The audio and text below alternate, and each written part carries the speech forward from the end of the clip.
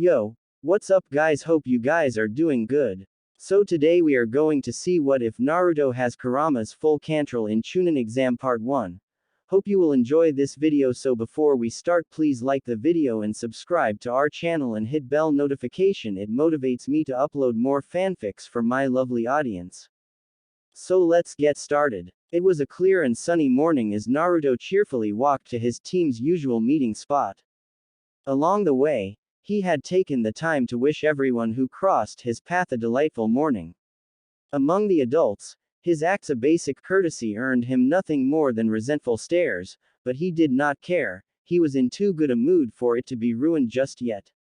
Admittingly, he was busy wondering why his sensei, Hitaki Kakashi, had asked them to meet at this particular hour, instead of the usual time, which was around 2 hours earlier. As he rounded the last corner, he was surprised to see his sensei already there and not even reading that annoying book of his. This was definitely not going to be a normal day. "Ah, there you are Naruto," said Kakashi in greeting, "and it looks like Sasuke and Sakura are here as well," he added as the couple appeared around the corner. Sakura was gushing over Sasuke as she usually did, and Sasuke was not paying her much attention, which was normal for the nonchalant heir of the Uchiha clan. "Oh, Kakashi-sensei is here on time," thought Sakura to herself. It was definitely not something that happened every day. "Hey, it looks like I won't be able to train you guys today," announced Kakashi in his neutral voice. "What?" exclaimed Naruto and Sakura in unison. Hey, let me finish. Tsunade-sama has informed me that she wishes to assign us AC rank mission. Although it'll most likely turn into AB rank. Anyway, you guys go ahead and do whatever while I work out the details of the mission." With that said, the gray-haired Chunin pulled out his favorite book, Come Paradise, and proceeded to leave before he added, "Oh Naruto, try to stay out of trouble this time. I'd hate to have another repeat of last week. I already told you that it wasn't my fault," proclaimed the blonde ninja. After their sensei had left, the three ninjas stood around, wondering about what they were going to do. "Oh, Sakura-chan, how about we go and eat some ramen? I'm about to die from starvation." After so many months of trying go out on a date with his crush, Naruto had pretty much given up hope. He only continued to ask her out as a joke to himself, but his two teammates did not know and still thought his actions to be genuine. "Hey, what makes you think she'd want to eat ramen with you, dead last?" said Sasuke with an especially malicious snicker.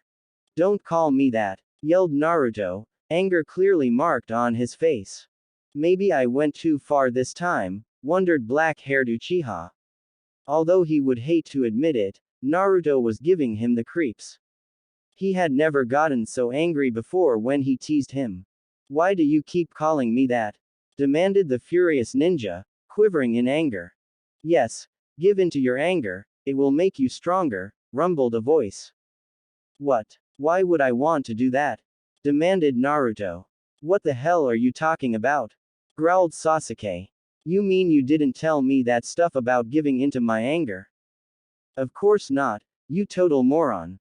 "But then, who did?" wondered Naruto out loud. His anger had vanished as fast as it had appeared. That voice he heard was bothering him.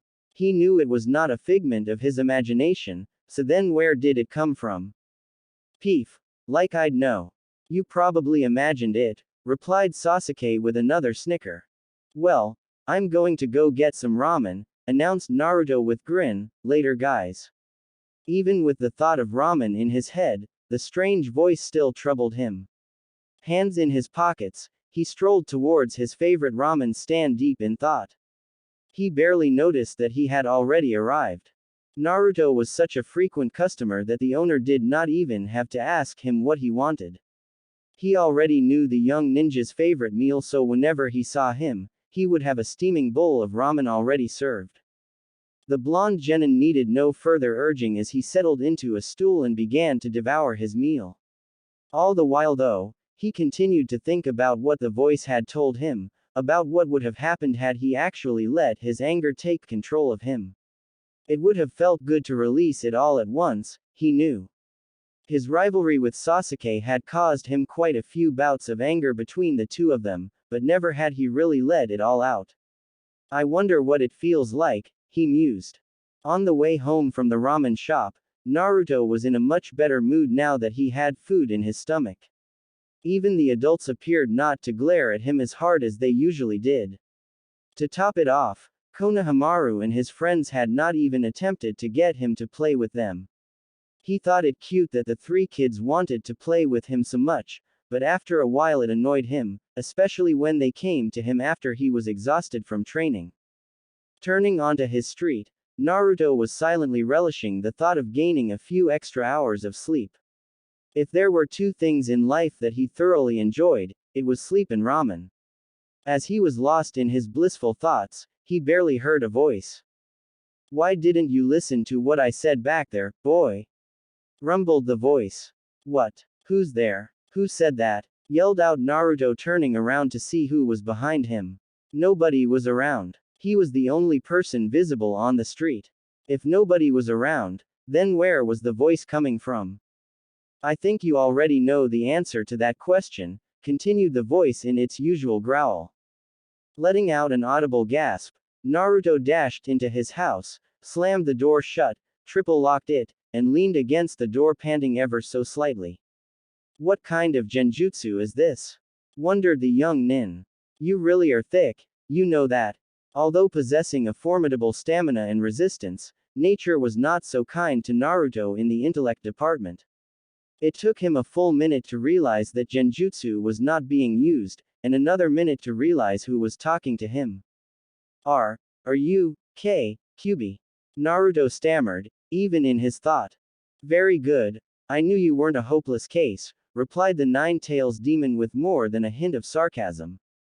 "How is it you're in my head?" he asked curiously. The demon let out a mental sigh. "Of all the newborn in Konoha, I had to be sealed in a ramen-obsessed fool. It could have been an Uchiha, or a Hyuga, but no. Sometimes life is exceedingly cruel. Hey, instead of insulting me, why don't you tell me what you want?" The sudden arrival of the Nine-Tails' presence somewhat scared Naruto. Did the seal break or something? He thought to himself. Sadly, the seal is still as strong as ever, but that is of no matter. "What? How did you do that? Can you read my mind?" yelled out the confused genin in his mind. Another sigh. "Maybe I'm just wasting my time." The demon thought more to himself than for Naruto. "My spirit is sealed within your body, therefore adding not only my chakra to yours, but my thoughts are now your thoughts, and vice versa. We cannot hide anything from each other." "What? Then how come I couldn't hear your thoughts these past years?" "Mostly because you were too thick to notice me," snickered Kyubi. "Now, although my body was destroyed, I still possess my considerable knowledge." "Whoa. So do you know, like, a bunch of really cool jutsus? You really do have a one-track mind." "I know all manner of jutsus and genjutsus. I have also assimilated every technique your fellow village members used against me when they tried to stop me. I could even teach you the sealing jutsu that your fourth Hokage used against me," the demon finished with a mental grin. Whoa. The thought of so many jutsus at his disposal boggled Naruto's mind. Maybe Sakura would start liking him, though that was a far cry. "Since you are my host, I naturally don't want anything to happen to you, so therefore you become strong, just like you dreamed, and at the same time you protect me." Hi. Sounds good to me. Excellent. However, if I am to train you, I expect complete obedience from you as is due to a sensei. Anything less and the deal is over. Right. So what are we going to do now? Train? Naruto asked gleefully. I knew you were going to say that. Alright, as you know you have an immense amount of chakra, too much for your body to control properly as it is. There are two solutions to this problem. Either you spend an exorbitant amount of time refining your control, or the shorter, but harder, solution is to train your body to be able to handle the chakra. I prefer the latter myself. Yay. Me too, but what should I do? Asked the blonde ninja a bit too enthusiastically, which earned him another sigh. Well, right now you're going to run 10 laps around the village. What? 10 laps? Are you crazy? Yelled out Naruto in his mind. Remember, complete obedience, grumbled the demon. I mean, hi, right away. Already, an hour had gone by and Naruto was only on his fourth lap around the village. His clothes were all but soaked through with his sweat and he still was not allowed to get a drink of water. After he completed his second lap, the demon decided he was to do 100 push-ups and sit-ups at each gate as well. This exercise was by far the most tiring training he had undergone yet. By the sixth lap, the gate guards were placing bets on how many times he was going to circle the village. At the seventh, Naruto's steps became more and more unbalanced and irregular. The thought that he might very well collapse from exhaustion was now very real. I can't go on anymore, he said to himself. Do you want to appear weak in front of everyone, boy? Demanded the fox demon. No, of course not, but I really am too tired, replied Naruto. Boy, this isn't just about you training yourself, it's also about proving to them what you are capable of. Yay, I guess. You've seen them as they look at you. They hate you, and no doubt you hate them too. Naruto did not understand why the demon brought it up. He knew all too well that the village adults, and the children too, hated him for the 9 tails sealed inside of him. Why did they hate him so? It was so unfair. He never liked thinking about his situation, but it was too late. The demon had already struck a sensitive nerve and his anger was beginning to rise. Yes, that's it, give in to your anger, only then can you be truly strong. The demon was right. Already as a child, he had developed a hate for the adults who regarded him as the 9 tails boy. His desire to achieve the Hokage title was merely a direct result of his desperate need for love, but nobody was there to provide it for him. It was all he could do not to bellow with rage as he pressed on with his training. As he finished his last sit-up, Naruto dropped his head to the ground, not caring about hurting himself, and gazed up at the sky. He did not realize it was so late. It was almost pitch black, but at least the stars were shining brightly. It was the first time he was actually doing nothing but looking at stars and he wished he had done it more often. The peacefulness was rather enjoyable. He could not stay in the outskirts of the village for the whole night though, he needed to get back to his house so he could properly rest after such a grueling workout. Standing up proved to be a lot harder than he thought at first. Every muscle in his body was aching. It hurts even to breathe, he thought to himself. Walking back to his house was even more difficult as he could barely even keep standing. Many times he had to pause to catch his breath as well as support himself by leaning on a tree. After many pauses, Naruto finally arrived in front of his house. Once inside, he made his way to the bed, but as he was about to lie down on it the demon spoke up, "No, not on the bed. You must sleep on the floor during the training." Too tired to argue, the boy simply let out a groan and dropped himself down onto the floor. Within minutes he was sound asleep. Finally awake. You really do need to learn how to control how much time you sleep. Naruto awoke to the demon's voice inside his head. It was not the most pleasant of experiences, but he had worse. How is that even possible? Asked Naruto, sounding sleepy, even in his mind. You will learn in due time. Now, I expect that you can barely move your body without it hurting, right? The demon was right. Even the slightest contraction of his worn-out muscles sent searing pains throughout his limbs. Not even his rapid healing had repaired his muscles from the previous day's grueling workout. I suppose this is an appropriate time to teach you your first healing technique, announced Kyubi. Oh cool. Is it gonna be, like, instant regeneration or something like Tsunade-sama's technique? Oh man, that was cool as hell. Rattled the blonde genin, momentarily forgetting about his sore muscles. Not at all. Now pay attention. This technique requires extreme concentration, so get into the lotus position. Naruto's muscles vigorously protested as they were placed in a most uncomfortable position. He harbored his own thoughts about the effectiveness of the lotus position in facilitating meditation, but he obeyed the 9 tails without a word. Now, The technique works by flowing your chakra through your whole body, starting from your head, down to your toes. It will not be easy because your chakra control is not precise. How do I know if I'm doing it right? Try thinking of your chakra as warm. That should put you on the right track. Otherwise, the rest is up to you. Alright, I'm gonna do this, declared the ninja to no one in particular. It was easier said than done, of course. After concentrating for a few minutes, the young genin concentrated some chakra in his head. Gotta think warm, he reminded himself. The only problem was, as soon as he started flowing the chakra down his neck, the energy in his head would disperse. He tried again, but still it dispersed. Man, this is harder than I thought it would be. Several attempts later, Naruto had successfully gathered chakra all the way to his lower chest. The fox had not told him of the crucial trick to complete the technique. After several failures, he realized that the chakra needed to be anchored to his body. Perfecting this trick had frustrated him to no end. At one point, he nearly gave up, but the demon reminded him, "Save your anger for another time, for when you really need it."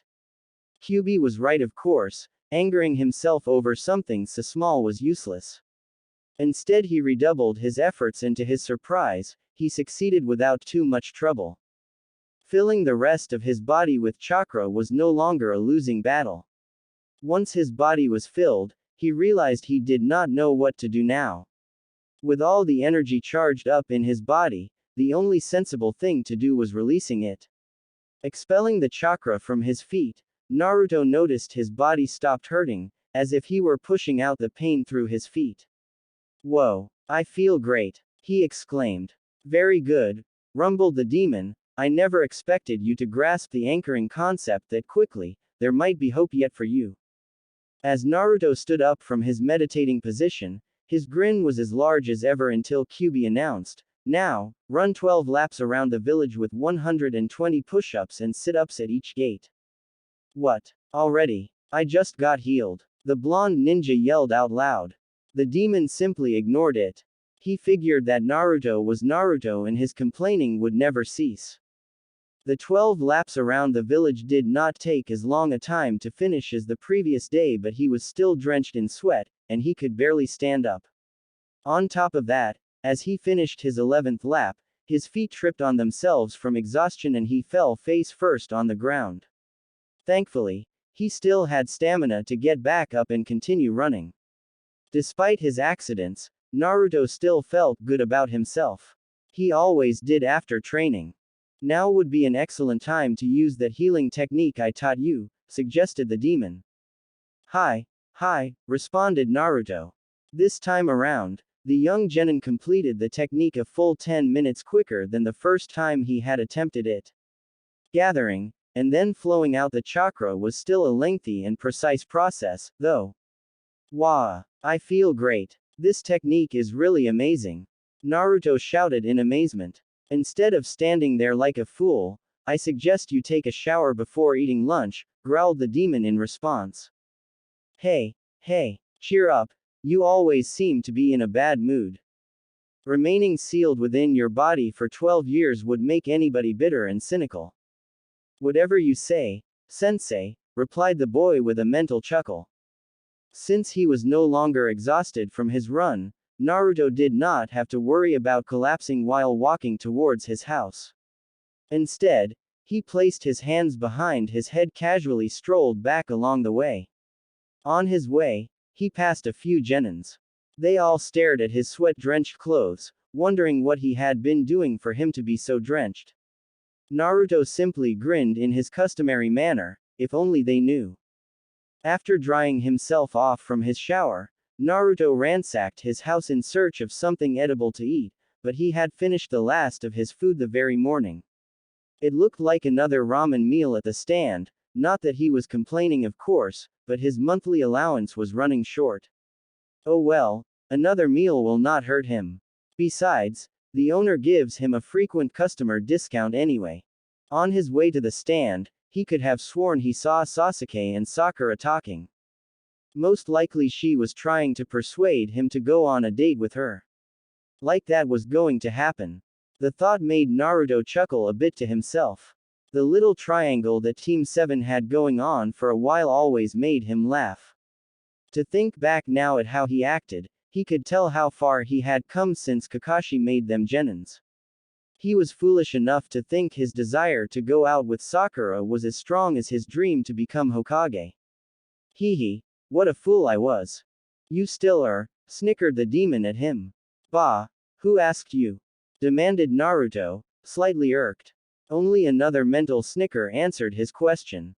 He was beginning to think that the Nine-Tails Fox was starting to act like him, heaven forbid. Oi, Naruto, said the ramen stand owner as he placed a steaming hot bowl on the counter, still training hard. Haha, of course I am. I need to become stronger if I'm to become Hokage, replied the young ninja with his usual gusto. Midway through his meal, the demon unexpectedly spoke up. It appears as though you're being watched. Huh, how do you know that? Naruto demanded. Concentrate on the different chakra sources in the immediate vicinity.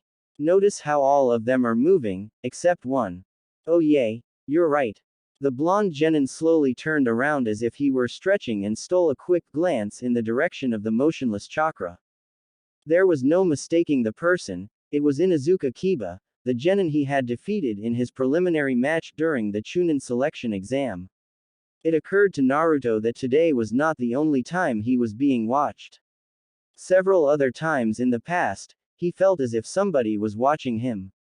What the hell does he want with me? He wondered to himself. Most likely a second chance to fight you again, replied the demon with indifference.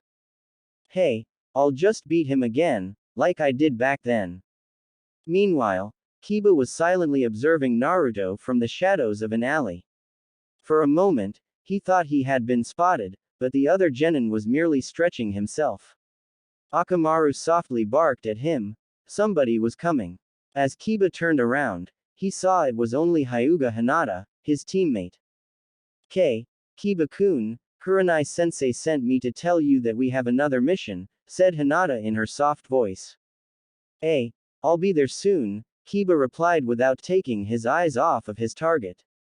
Oh, you're watching Naruto-kun again, aren't you? The boy simply nodded. He silently grimaced at his teammate's sudden change in attitude.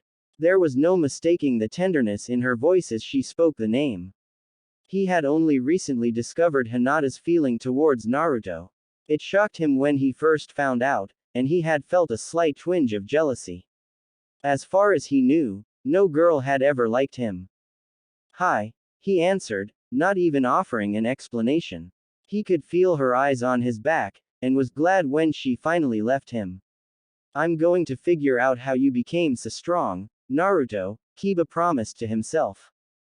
After his meal, Kyubi ordered him to, once again, go outside of the village for some more training. It seemed the demon liked the surroundings of the forest. He hoped that this afternoon's training would not turn into another endurance exercise like in the morning. Before we begin, use your Kage Bunshin and create a clone, ordered the demon fox. Simple enough. Naruto had been using the jutsu for months now, it was like second nature to him. Kage Bunshin no Jutsu, he said as an exact copy of himself appeared next to him. You notice how close the clone is to yourself. Well, yay. Isn't that normal? Of course it is, but tactically it doesn't present you with the full advantage of shadow clones. You're going to work on creating single clones as far away from yourself as possible. Alright, how do I do that? The only hint I'll give you is this. Right now, you're probably focusing your chakra around you. Focus your chakra away for you in a set direction, stated the demon. Easier said than done, of course. After an hour, the farthest he was able to create a clone was 5 meters, and even that required immense concentration on his part. He needed a break to rethink his approach. This training was almost as exhausting as when he was learning the Rasengan. As he pondered a few thoughts, he felt something on his forehead. It was a leaf. Memories of his training with Jiraiya-sama came back to him in a flash. He had focuses so much chakra into destroying a ball that it blew him backwards several meters. It was so difficult to capture his chakra into a sphere. Then it struck him. A sphere. Of course. Focusing the chakra into an orb will make it not disperse as much. Realized the young ninja. In theory it sounded great, but putting it to practice was another story. Okay, all I have to do is keep my chakra focused. With that last thought in mind, Naruto placed his hands in the seal. He could almost feel his chakra slipping around his constraints. Slowly he forced his energy farther away from him. At the 5-meter mark, he felt he could keep on going. 6, 7, 8, 9 meters before he felt the chakra start to slip around. 10, 11 meters and he was forced to create the clone. A whole 6-meter improvement. Naruto plopped down onto the ground, sighing with contentment. Very good. You've managed to impress me once again. I never thought you would understand the concept so quickly. At the rare compliment the boy projected a mental grin. With daily practice you will be able to create clones far away from you just as easily as right next to you. Now, there's still a few hours before sunset so keep practicing. Hi, replied Naruto. This time, Kyubi increased his warm-up to 14 laps around the Konoha village and 140 push-ups and sit-ups. Although it was only the third day, Naruto was getting used to constant exertion over long periods of time. This time, he did not even stumble on anything. On top of everything, his legs didn't feel as if they would simply fall from underneath him. Completing the healing technique required even less time than before. Although, he remembered what Kyubi told him when he first learned it, at your level, it should take around 20 minutes. Eventually that time will be reduced, but it should never take less than 10 minutes, otherwise it will not be complete. Not a chance of that ever happening though, it felt good flowing the chakra through his body. It sort of felt like a gentle rain, washing away the pain. It appears as though we have a visitor, projected the demon, interrupting Naruto's reverie in the process. The boy extended his senses, and sure enough, someone was in the immediate area, obviously wishing to stay hidden. It was fairly obvious who it was, even though he was not visible, yet. What are you doing here, Kiba? And don't tell me you were walking Akamaru, Naruto said in a loud voice. Damn it. How'd he find me? Thought Kiba with a gasp. Walking out into the opening, he could not help but wonder just how strong the other genin had become. Did he know all along? Or was he just toying with him? He was going to find that out right here and now. He could feel Kiba approach from behind him. He still did not get up, or face him. It was best to remain sitting, to give the impression he knew no fear. Only when he was sure the walking had ceased did he get up on his feet and turn around with a giant grin on his face. So, did you come back for another ass-kicking? Asked Naruto in a loud and boisterous tone. That wasn't exactly the way I would have started things, interjected the demon. Very funny, Naruto. How long have you known that I've been watching? Kiba responded. Oh, since after the Chunin exam, I think. Internally Kiba's mind was boggling. So he knew for a month that he was being spied upon and he did not do anything about it. Outwardly, though, he kept his cool. So then you know why I watch you. Actually, I have no idea. Another grin. Quit playing the fool. There's no way you could have gotten strong enough to beat me, and especially that Neji kid without something special. I want to know what, growled the young Inuzuka. Hee, I'll tell you what it was. Hard work and dedication. 2 things every normal shinobi should have. But then again, you don't look like a normal shinobi, replied Naruto with a smirk. Now, I gotta train some more. With that said, the blonde nin left Kiba standing there with an expression of anger and shock. The insult was as veiled as it was blatant. Either way, Naruto was going to pay for it. If you were trying to make an enemy, that was very well done, said the demon sarcastically. His fault for spying on me. Excluding the confrontation with the other genin, Naruto's life was settling into a regular schedule, not that it was a bad thing to him. It did not really matter. Soon Kakashi-sensei would present them with AC rank mission, finally. He half hoped that it would turn out into a B rank just like the Wave Country mission, although that was almost disastrous. Turning onto his street, Naruto paused in surprise. Standing near his house were Kiba, Shino, Choji, and Ino. The latter two were walking towards him as if leaving the other two, but once they spotted him they quickly glanced at Kiba. Something was going on. Shino seemed to be talking to Kiba, but he did not look as if he were paying much attention. What's going on here? Wondered Naruto as he walked towards his house. It appears to be a fight, announced the demon. Wah. There's nobody fighting though. You will see, I am right. Crazy fox, he muttered under his breath. Still in his thoughts, Naruto stopped, surprised at Kiba who was yelling at him, there you are. Don't expect to insult me and get away with it. You're going to pay. Huh, what are you talking about, Baka? I'm not gonna fight you. After humiliating me, not once, but twice, I'm not going to let you go without teaching you a lesson. Hey, quit babbling, you're just wasting your time, Naruto said as he walked past Kiba. With his back to his enemy, Naruto realized he might be in a little trouble. Fortunately, Kiba was too blinded by his anger to capitalize on such an advantage. It did not matter though. Don't run away from me. I'm not going to lose to a dead last. Yelled out the angry genin in frustration. That last sentence stopped Naruto in his tracks. There was something about that name that just struck a nerve inside of him. His breathing shortened as it quickened. He could feel the adrenaline pouring into his body. It was no use fighting, but he did not want to lose it, not here. It's no use fighting it. Let it flow through you, but don't let it take over, said the demon. He did not want to give in to his anger, but it felt so good. The power that always came with such heightened emotion was immense, almost as if he was made of purge energy. In these few moments he felt more alive than he ever had his whole life. The insult definitely had a visible effect on Naruto since he stopped walking. Kiba could not tell what was going on. From the looks of it, he was just standing there, at least for now. It was as if time had frozen, nobody was moving, they were all watching Naruto. The blonde genin's breathing was gradually quickening as well as more strained. Now he was starting to shake. At first it was slightly, but it was becoming more and more exaggerated. What is going? Thought Kiba, I'm going to put an end to this. Before he could start, Naruto's body erupted with chakra into a dark red aura. That's the same chakra feeling as during the Chunin exam. Gasped Ino in shock. Kiba, who had been unconscious when Naruto finished his fight, was still completely unaware of what had happened.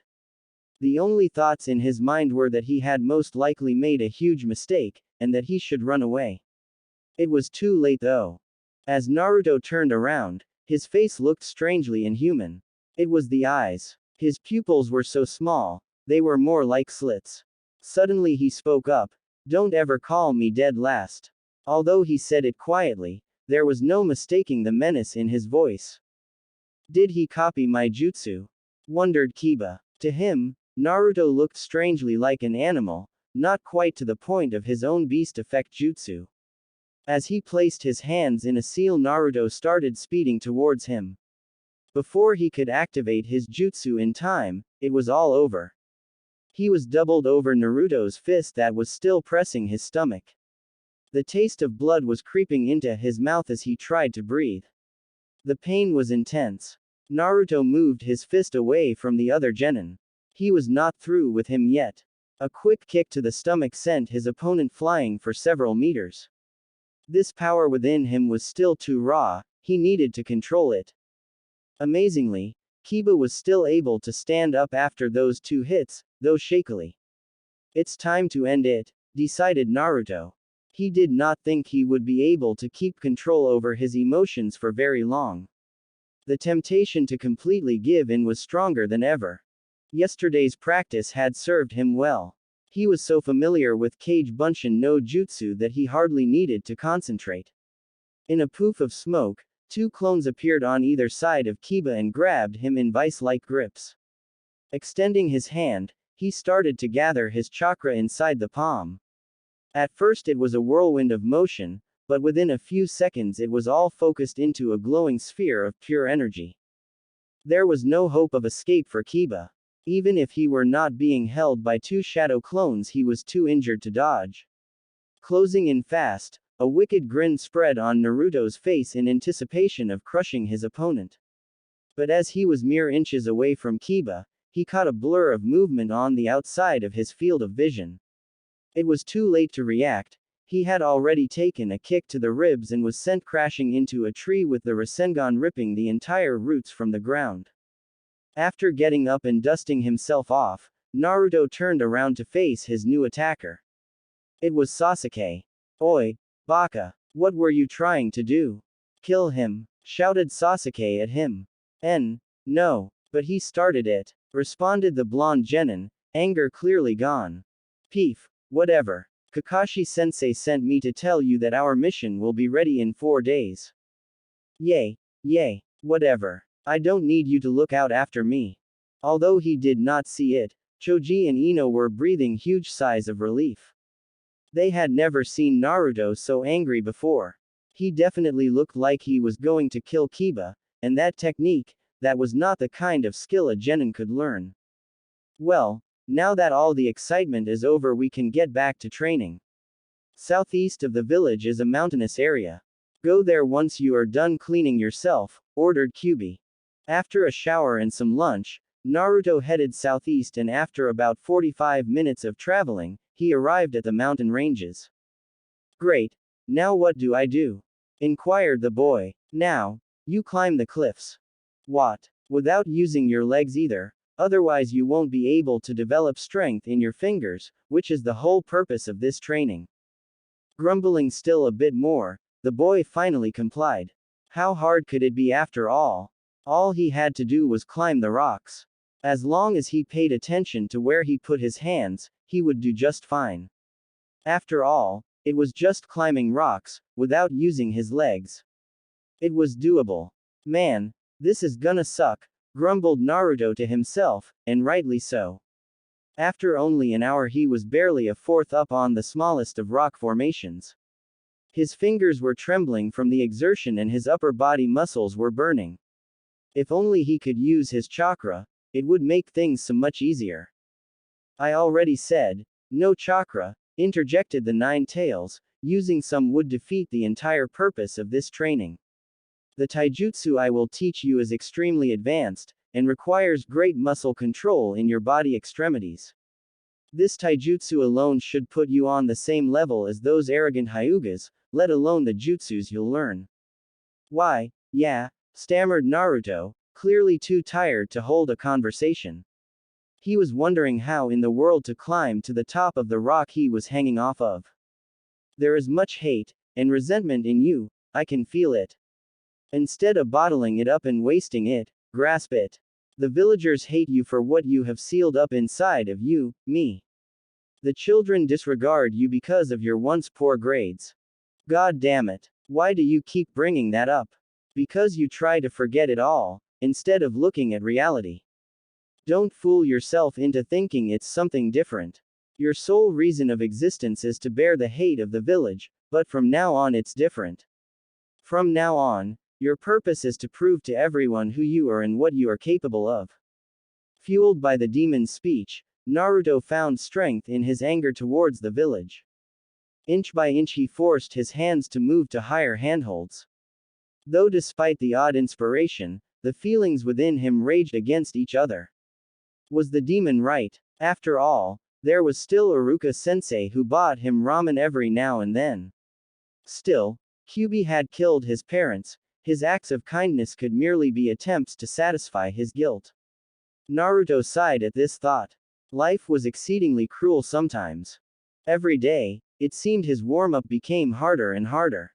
Instead of regular push-ups, the demon ordered him to support himself by his fingers. Aside from this slight change, Naruto's daily schedule remained the same throughout the week except for after his usual warm-up he continued training his Kage Bunshin no Jutsu. By the end of the week, he could climb most of the rocks without tiring the slightest. It was about time to Today was when they would finally learn about the C-rank mission Kakashi-sensei had told them about. Standing at their usual meeting place, Naruto frowned to himself. Nobody was there yet besides him. Even he was a few minutes late. This is just ridiculous, he grumbled.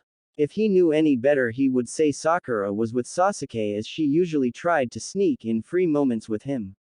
It made him wonder, if they were together so often, why did they simply not become a couple? Sasuke, after the mission, do you want to go out to eat? Naruto did not even have to turn around to know who was coming up behind him. No, answered another voice with indifference. I guess that answers my question, chuckled the blonde genin to himself. Although usually he would have offered a loud greeting, this time he preferred not to. There was no point. You're late, he said simply. Huh, what's with Naruto? Wondered Sakura. Aloud she exclaimed, Naruto, where have you been this past week?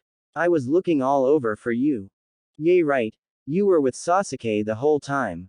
Before she could reply, he continued, save it, Kakashi-sensei is here. Sure enough, out of a whirl of smoke, the gray-haired Chunin appeared with an apologetic grin on his face. Oh heyo, sorry I'm late. I forgot my book at home, he offered to his students. Meanwhile, Sasuke was staring at Naruto with a little curiosity. How did he know Kakashi-sensei was coming? He wondered. Well, we might as well get started now, we have a ways to go. Oi, Kakashi-sensei, where are we going though? Asked Naruto. Oh, we're going to the lightning country, to the hidden cloud village. Tsunade-sama wants us to retrieve a scroll from their village. You mean we're going to steal it? Of course not. Now let's get going, I'll explain it on the way. Once they packed all the gear they would need for their mission, they finally set off towards the lightning country.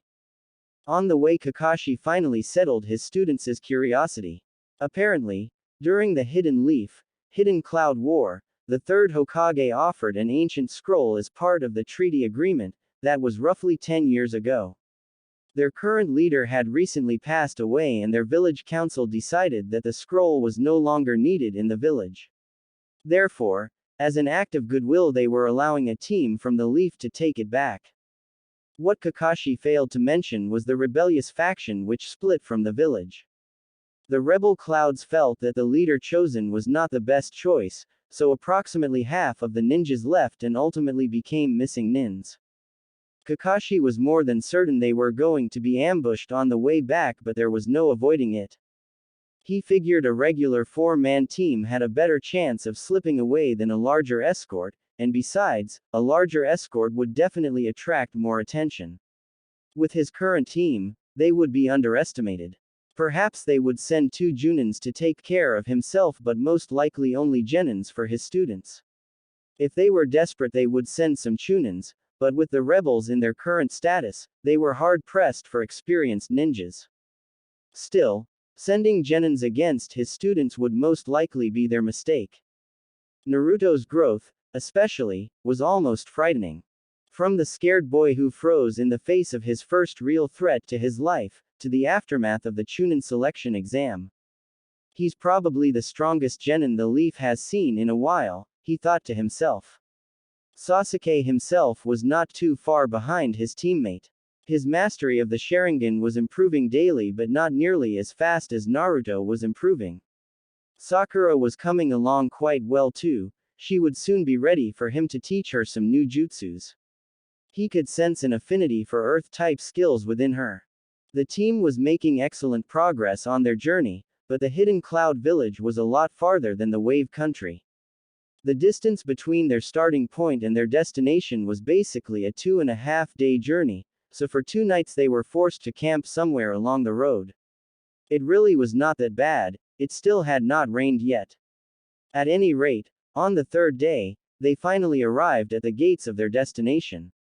Hey, Kakashi-sensei, why do they call this, Lightning Country? Naruto asked enthusiastically. Oh, well, it has something to do with somebody who did something way back and they named the country after him, replied the Chunin distractedly. Huh, how much more vague can you get? Meanwhile, Kakashi was busily trying to find the 3 visas that would allow them to enter the village.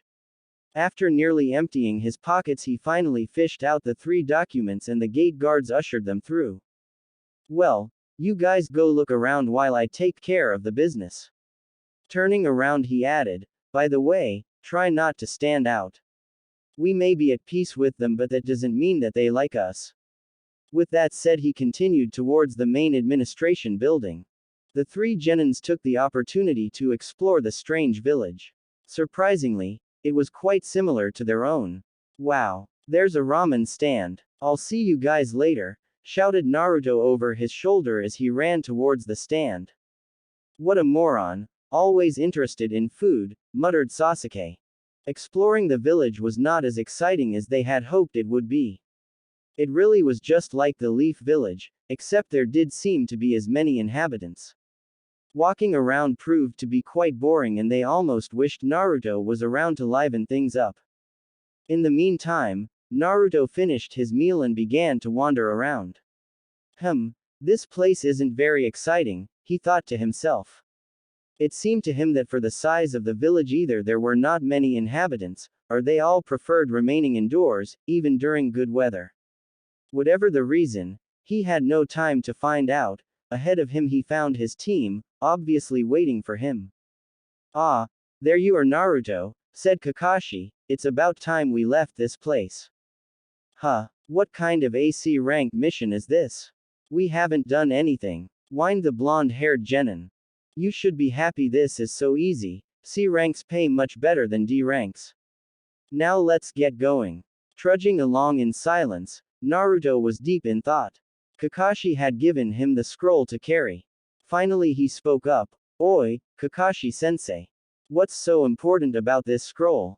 Oh, well, it contains great secrets. His response only earned him a skeptical look from his student.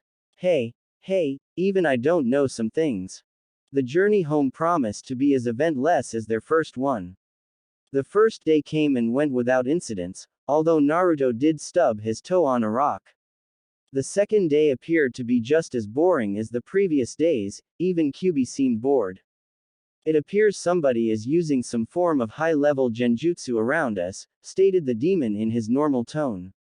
How do you know? I can't sense anything, Naruto asked incredulously. Unless you know what to look for, it is completely undetectable to passive attempts. So what do I look for? Mostly redundancies in the scenery. The genjutsu works by making your body look like a part of the terrain. That, and there's chakra residue that can be detected, but I don't think you're that advanced yet. Oi, then how did you find them? Like I said, I know what to look for. Naruto pondered the demon's last thought for a moment. There was not much to do considering the circumstances. There could be only one possible explanation as to why several individuals were using high-level genjutsu. Obviously they were after the scroll. The team had nothing else that could be considered of worth. Considering the level, there was no doubt that the concealed ninjas were at least Chunins, most likely 1 or 2 Junins. Still, the genjutsu brought him some comfort. Thinking back to the selection exam, he remembered the tactic the hidden mist ninjas used. Most likely his hidden opponents would be weak in close-quarter combat. All his team had to do was get them into the open. You guys can come out now, I've already detected your presences, shouted Naruto. What? Naruto, stop trying to be cool, but Sakura was interrupted by a voice coming from the trees. To think that a genin would be able to detect our genjutsu, most impressive. At that moment, 8 masked ninjas bearing a hidden cloud forehead protector appeared strewn across the tree's branches. Still, if I were you I would hand over the scroll. Naruto paused for a minute. The leader said that while looking straight at him, he knew he had the scroll. This definitely was not a good situation for him. Kakashi-sensei, who are these guys and why do they have hidden cloud forehead protectors? Asked Sasuke calmly. Well, they are part of a rebel group of hidden clouds who are trying to depose the current leader. Oi! Shouted one of the cloud ninjas to his leader. That's no ordinary Chunin down there, that's Cop Ninja Kakashi. We weren't told we'd face the likes of him. Just shoot up and do as you're told, growled the leader in return. Dissent within the group, an obvious advantage to exploit, though way too obvious. That exchange was most definitely staged, rumbled the demon. What makes you so sure? Demanded Naruto. Common psychological warfare. Make your enemy believe you are weaker and then have somebody just as powerful or more powerful attack. In this case, there will only be one Chunin to attack you. Huh, can't Kakashi-sensei stop them? Your sensei would be too busy fighting two people at the same time, leaving you and your other teammates to fight a group of 6 with a Chunin hidden within. Outnumbered 2 to 1, with a Chunin added into the mix, just the way I like it. Quite so, although if you ask me this group is not particularly bright. First they fail their jutsu, now the obvious staging. My guess is, the hidden Chunin is the fellow who called your sensei by his nickname. Hey! Naruto shouted to the other ninjas in defiance, if you want your precious scroll, then come and get it. His seemingly brave front only earned him a groan from his sensei and a mumbled insult from Sasuke. Sakura, on the other hand, looked about ready to kill him. You've got guts, kid, I like that. It's too bad I have to kill you for it, replied the leader with a smirk. Bring it on, the blonde genin replied with a smirk of his own. Naruto had obviously committed a few errors in the past, but none were as gaping as taunting a group of 3 Chunins and 5 Chunins. The Cloud Ninjas needed no further urging to jump down from their perches and encircle Team 7. Thankfully, the ninja in front of Naruto did not appear to be one of the Chunins. Alright then, I'll make an example of this one, he chuckled to himself, thinking back to his brush with Inazaka Kiba. Concentrating his chakra to his feet, Naruto leapt forward and planted his fist square in his opponent's solar plexus. With a follow-up kick he sent the Cloud Ninja sprawling back several feet. A quick hand seal and 2 shadow clones appeared on either side and grabbed a secure hold of his arms.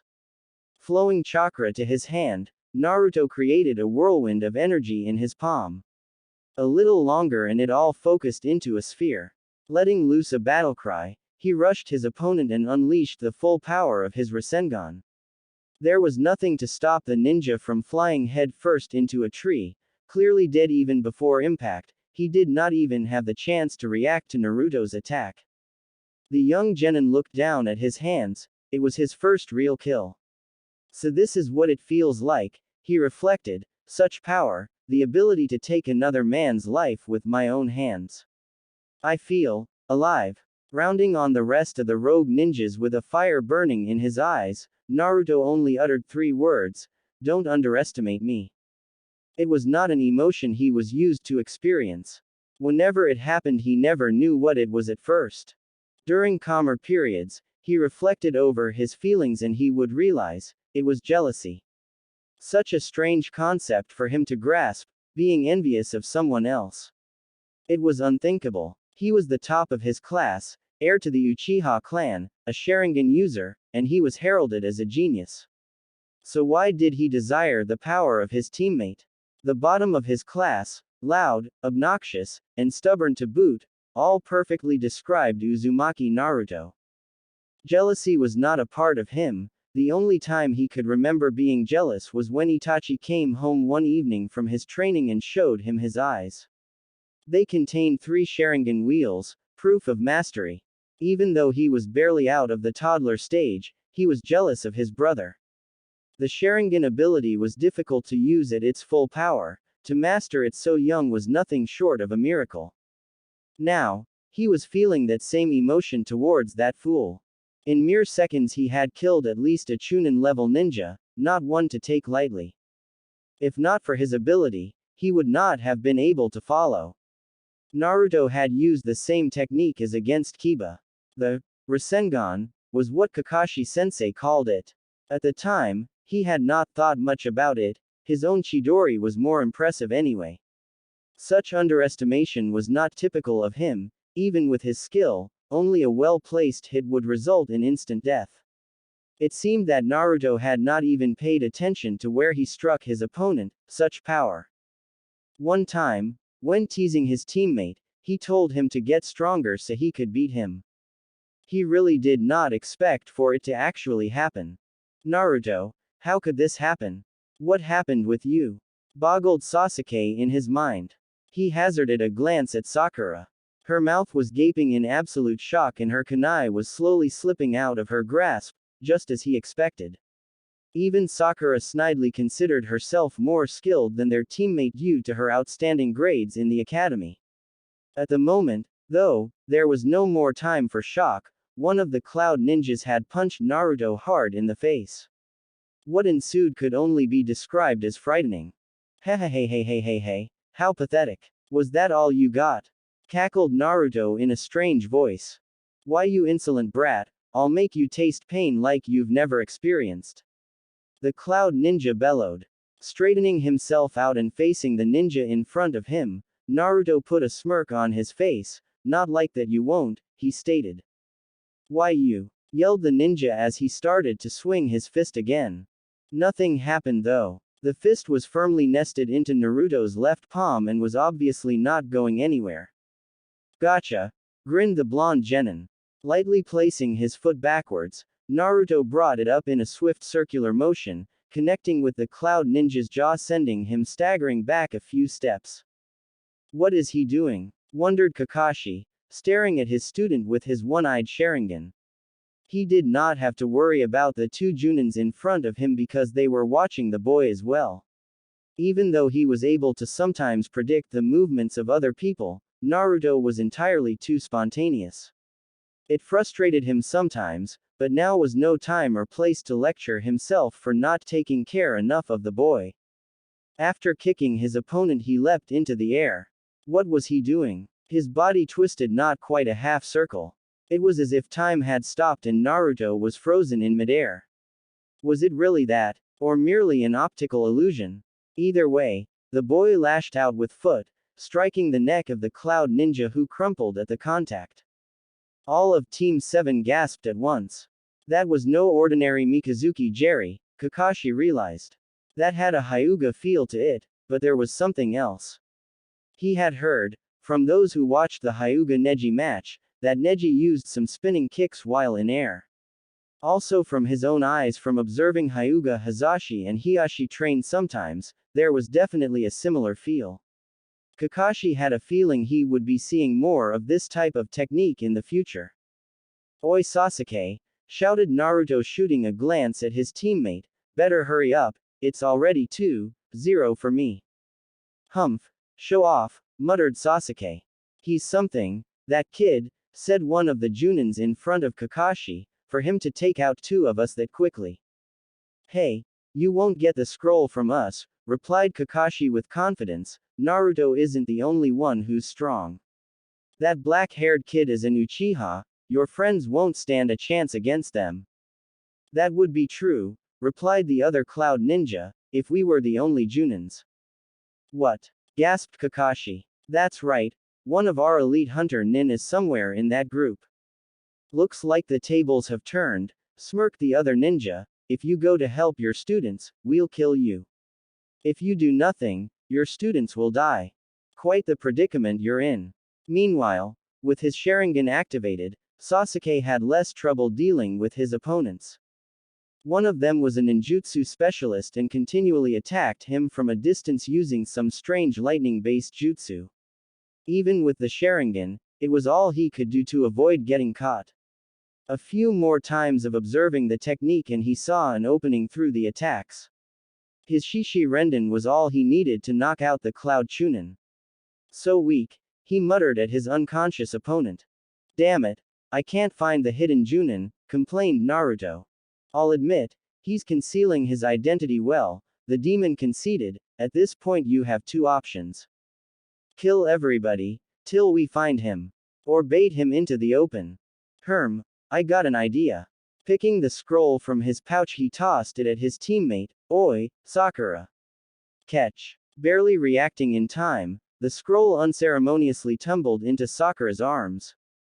Naruto. What are you doing, Baka? Yelled out Sasuke, who received a punch to the gut for his slight inattention. Naruto. Why the hell are you giving the scroll to me? Demanded the pink-haired girl. Can't explain now, Sakura-chan. yelled out Naruto. Now we wait. Sure enough, the Chunin that was fighting Naruto disengaged and sped towards Sakura. If that's the sleeper, she won't stand a chance, he thought. There were only two left, besides the two that Kakashi was fighting. The Cloud Ninja dodged a swipe from Sakura's kunai and snuck his arm through her guard. Instead of hitting her, he used her momentum to spin her around and pinched some vital areas around her neck, effectively knocking her out. As expected, he looted the scroll. So, you finally uncovered yourself, Naruto called out. Hey, with the scroll in my hands, our mission is now over, replied the sleeper. I wouldn't be too sure that, might want to check your scroll. Reaching into his pouch, Naruto pulled out another scroll which looked exactly like the one held by the Chunin. What? Oh, I see. You sneaky bastard. I guess I got carried away. He. I was bored last night so I made an exact copy of the scroll I was carrying. Impressive. To think that I, an elite hunter nin, would be tricked by a genin. I guess there's only one thing left for me to do, the Cloud Ninja said, and then disappeared. Give me that, heard Naruto from behind him. It was too late though, the other ninja already snatched the scroll from his hands and promptly smashed his elbow into the back of Naruto's head. Fortunately, his incredible resilience helped him not to black out. Rubbing the back of his head, scanned for the Chunin but could not find him. No doubt he was using another genjutsu. Damn it, this is bad. Sasuke was still fighting one of them, Sakura was knocked out, and Kakashi was still fighting too, although he managed to defeat one of his opponents.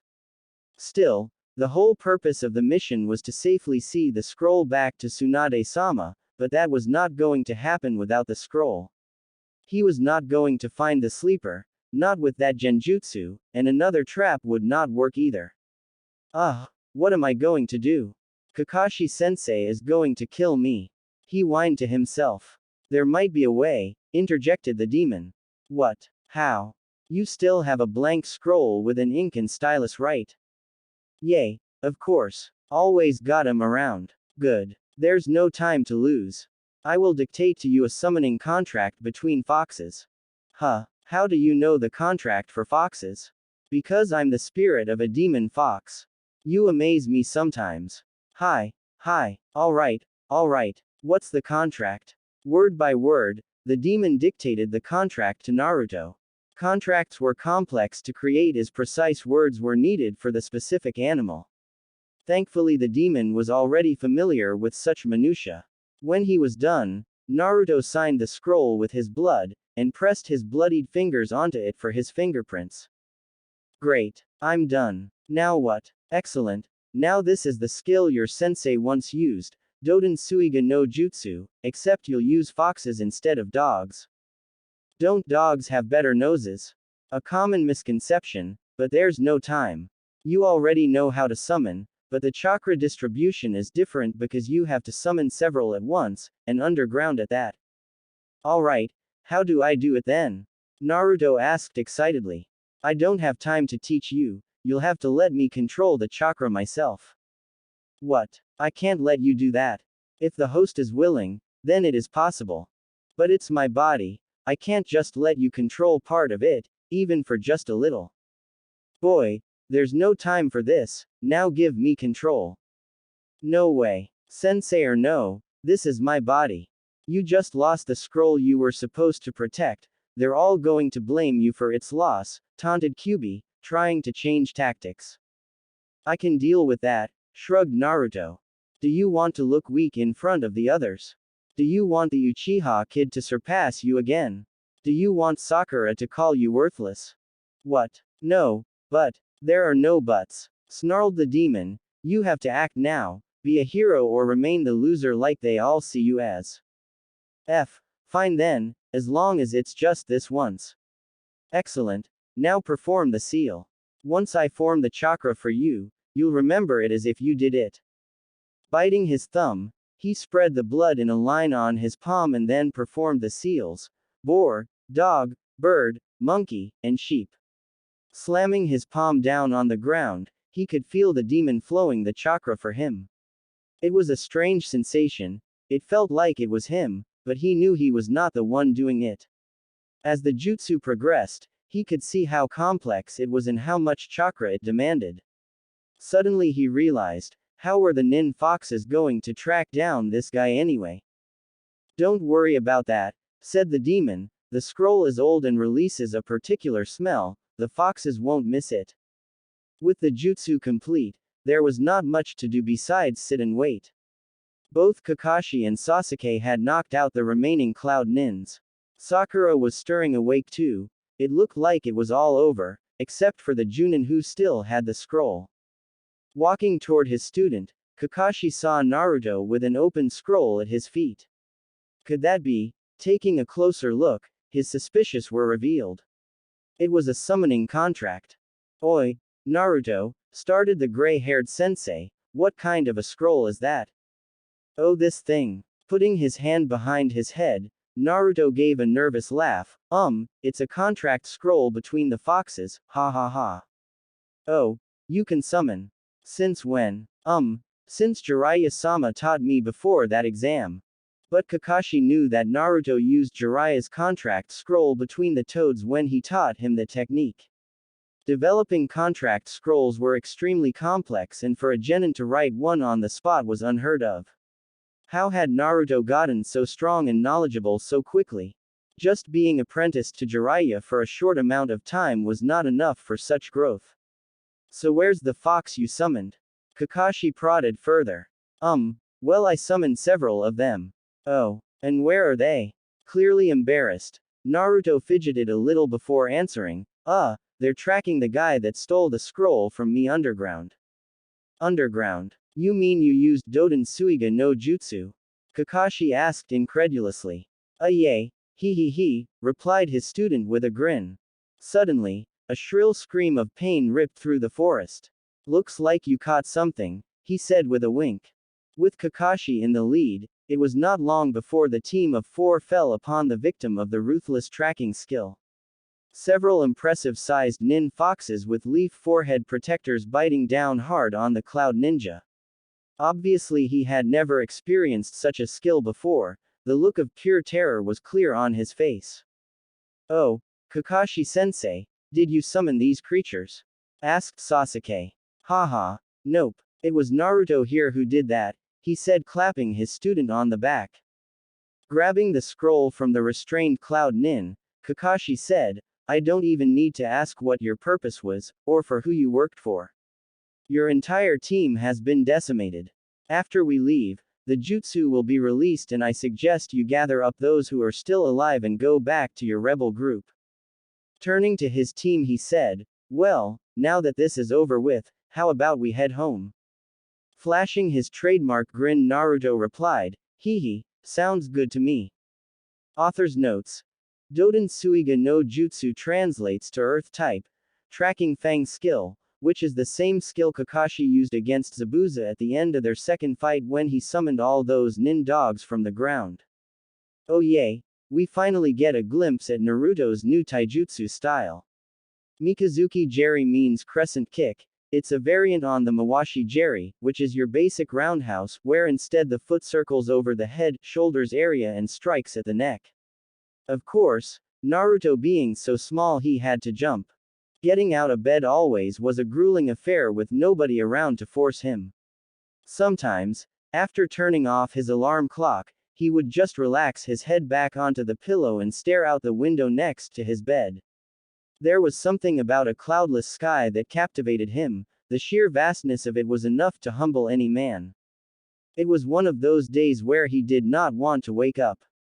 After silencing the awful ringing of his clock, he collapsed back onto his bed and pulled up the covers. Except, today was different. He had somebody there to force him out. It's high time we started training again, grumbled the demon. I wouldn't be surprised if that annoying girl surpassed you this time. As if to accentuate the veiled insult, Kyubi projected a humorous image of Naruto lying unconscious at Sakura's feet. Sliding his feet from under the covers, Naruto ignored the jest. Man, it's all work and no play around you, isn't it? You had that run-in with those shinobis 2 days ago. I hardly call being ambushed by a group of elite cloud shinobis fun, retorted Naruto, stifling a yawn. But you enjoyed it nonetheless, admit it. The demon had a point there. Fighting those cloud nins had given him a rush, and not just from the adrenaline. It was completely different from his normal mind frame, like a state of heightened awareness. Nothing mattered anymore except for him, and his enemy. Yay, he admitted grudgingly. On a more serious note, you better hurry up and warm up or you really will become inferior to Sasuke. Not likely with Sakura always hanging around him. I heard he actually changed his mind and is going to eat lunch with her. So he finally broke down, smirked Kyubi, not surprising, with a persistent girl such as herself. I'll wager even that Morino Ibiki fellow would break under such torture. Is that a sense of humor you got there? You better watch out, you're starting to act like me. Heaven forbid. Running 20 laps around the village on his fingers proved a more difficult task than before the mission. Naruto tried explaining to the demon that it was not his fault the mission interrupted his training, but he would not have any of it. As a result, Naruto was sweating more than he was used to. Surprisingly, his fingers were holding up quite well, thanks to a special exercise Kyubi taught him during the mission. To him, the training was all very well, but something nagged at the back of his mind. It had been there since the Nine Tails actually surfaced into his consciousness. There was no use denying it, today he would confront him about it. Remind me again what's so important about the fingers? Naruto asked curiously. A mental sigh. Remember what that eccentric sensei said about his and the Hyuga taijutsu style? Yay, of course. Tekken Fu and Juken Fu. So what's the relationship? This is a combination of both. A combination of Lee Kun and the Hyuga taijutsu. How exciting. To think he would finally be able to match those two move for move instead of relying on his Kage Bunshin no Jutsu. The possibilities were endless. Sasuke would finally acknowledge him and maybe Hinata-chan would smile at him again in that weird way. Where had that come from? He had not seen her in a long while, why was he thinking about her right now? Are you listening to me, boy? Without waiting for an answer the demon continued, no of course not, I know exactly what you are thinking. Hee. Whoops, Naruto said blushing both physically and mentally. As I was saying, open fist combat styles are more effective than closed fist style. Why is that? 2 reasons. 1. Open fists offer the same advantage as closed fists, and 2. It is also more graceful. So you're going for style over effectiveness, snickered Naruto at the thought. Remember this, boy, it is easier to kill a man with 2 open fingers, than with 5 closed ones.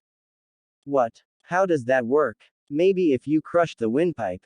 Using 2 fingers, you apply the same force over a much smaller area of contact, whereas with a fist, the force is more dispersed, thus losing its full effect. I guess that makes sense.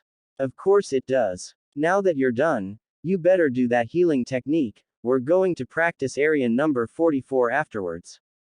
Naruto audibly gulped at the last thought. Practice area 44 was where the second stage of the Chunin selection exam took place. It was much more commonly known as the Forest of Death. On top of that, he still had some bad memories about what took place there.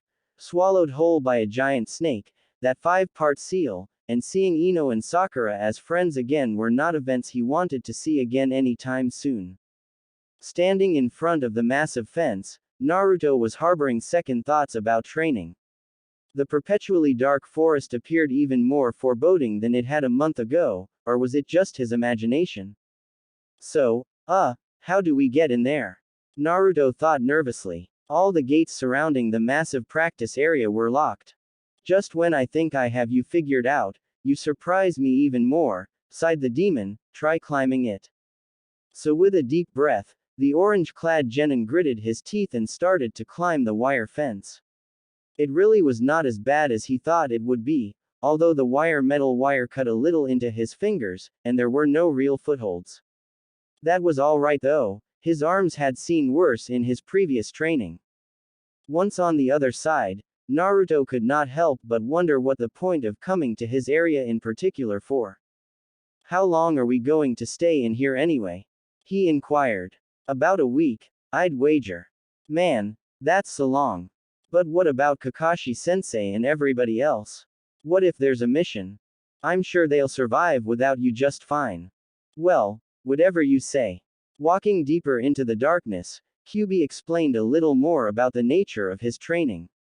It's the second phase of developing your stamina and strength, he stated. Basically, this is going to be on a completely different level. Great, thought Naruto to himself, it's like he really wants to kill me. Here is a good place to stop, by the way I heard that. In front of the blonde-haired boy stood a massive tree dominating the entire clearing of the forest. Its diameter was at least several times his own size. There were no branches except near the top, and those were extremely thick as well. The clearing itself was not much to talk about either. Several bushes grew across the ground in a strange shape. Now, climb that tree, ordered the demon. Sliding his hand across the weather-smooth bark, Naruto realized it would be impossible to maintain a grip on it. How do you expect me to do that without handholds? He asked. Well, there are two ways you can climb a tree. Either make do with what you have, or you can make your own handholds, was the reply with what Naruto could have sworn was a mental wink. Make your own handholds, he muttered to himself. Running his hand over the trunk once again, he wondered how that was possible. Probing for weak points was useless, it was still a healthy tree. Maybe if I used a kunai, he thought about that for a second then rejected the idea.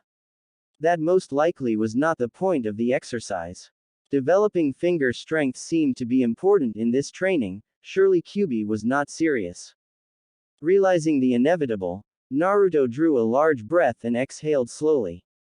Pulling his arm back, he closed his eyes and clamped his mouth shut in preparation of what was about to happen.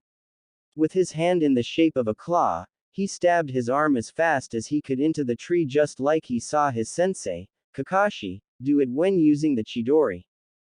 Pain shot through his fingertips as his hand almost collapsed from the pressure.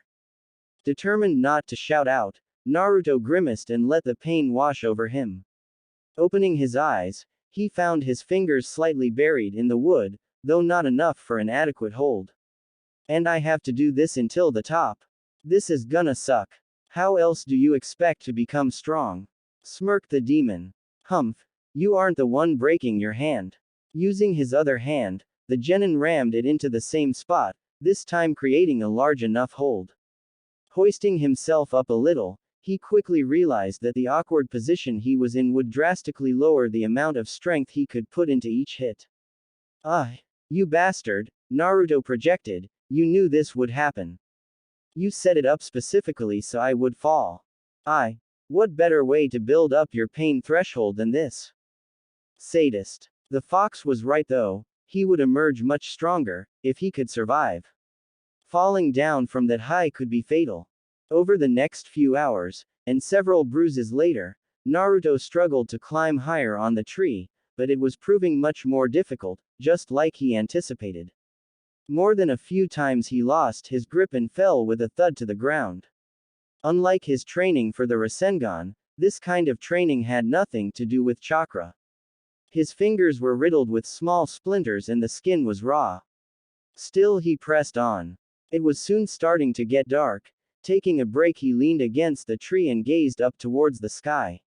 He could see all the marks he made on the trunk going up 3/4 of the way until the first branch.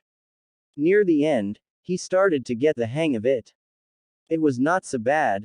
Stab, hoist, and repeat. Still, he had taken a large amount of falls, each one higher than the other. Suddenly, a growl from his stomach reminded him he had not eaten anything since noon, or 6 hours ago. Man, my stomach's killing me, I need to eat, Naruto grumbled.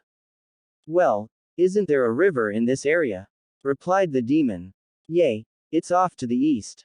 Your fishing abilities should be sufficient to catch a few fish, I think. With a shrug, Naruto set off towards the same river where him and his team rested at during the selection exam. Having spent 2 days in order to rest, he was familiar with the terrain. After arriving at the river, he realized there was a slight problem. he was alone this time. Catching fish was going to be more difficult. Wading into a knee-deep area, kunai in hand, Naruto stood as still as possible waiting for some fish to swim by. His patience was rewarded as a fat specimen lazily swam by his legs. Carefully taking aim, he deftly threw his kunai, and missed. Shit, how did I miss that throw? He wondered in disbelief. Have you forgotten about light refraction? Yay, it's dark, I can't see very well. If you aim a little to the right, you should be able to hit one. Slightly skeptical, Naruto again stood waiting for an unsuspecting fish.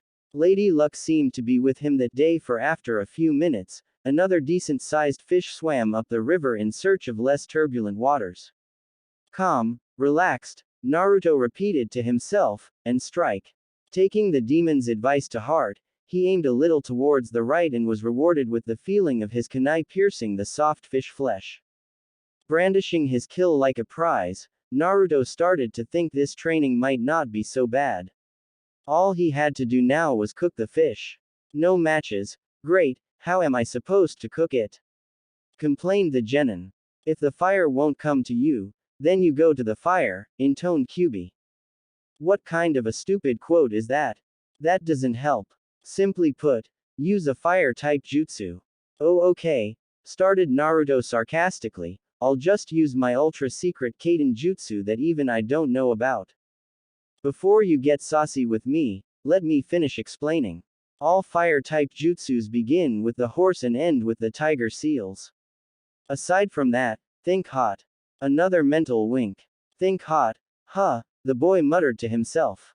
After gathering some wood, Naruto relaxed in comfortable position, trying to clear his mind. After concentrating for a little bit, he initiated the jutsu. Horse. Tiger. Mimicking the way Sasuke performed his fire jutsus, Naruto placed his fingers to his lips and finished the technique, Kaiden, Kakyu no Jutsu. He said, expelling his breath towards his pile of wood. Success. A small stream of flames erupted onto the wood, igniting it ablaze. Laughing at his newfound skill, Naruto realized the possibilities ahead of him. There were so many more jutsus he could learn, or even develop himself. Munching on his roasted fish, he chuckled at the thought of Sasuke's face once he would see he was not the only one who could perform Kaiden jutsus. Stretching out after his meal, Naruto searched for a place to spend the night. He knew there were some wild animals that prowled around the woods at night. Also, some strange insects populated the area, like those huge centipedes. You know, started the demon, the safest place is usually in a tree. It was a while before Naruto fully understood what Kyubi was really trying to say. Sadist, he muttered in defeat. Well, started Kakashi, since it seems like our teamwork has gone down the drain, we need to work to improve it. Reaching into his pouch, he produced a bell dangling from a thin cord which he then attached to his belt. Kakashi-sensei, we already know what the purpose of the bell exercise is for, remarked Sakura. That's why there's only one bell, the instructor replied with a smile. I won't go easy like I did last time, so you guys will definitely have to work together to get the bell off of me. With this last statement complete, he pulled out his favorite book and started walking away. While Sakura maintained a bewildered expression of confusion, Sasuke stared at his sensei a calm set of eyes, as if he expected this new exercise. Naruto, on the other hand, looked plainly like he did not care, and this whole exercise was a waste of his time.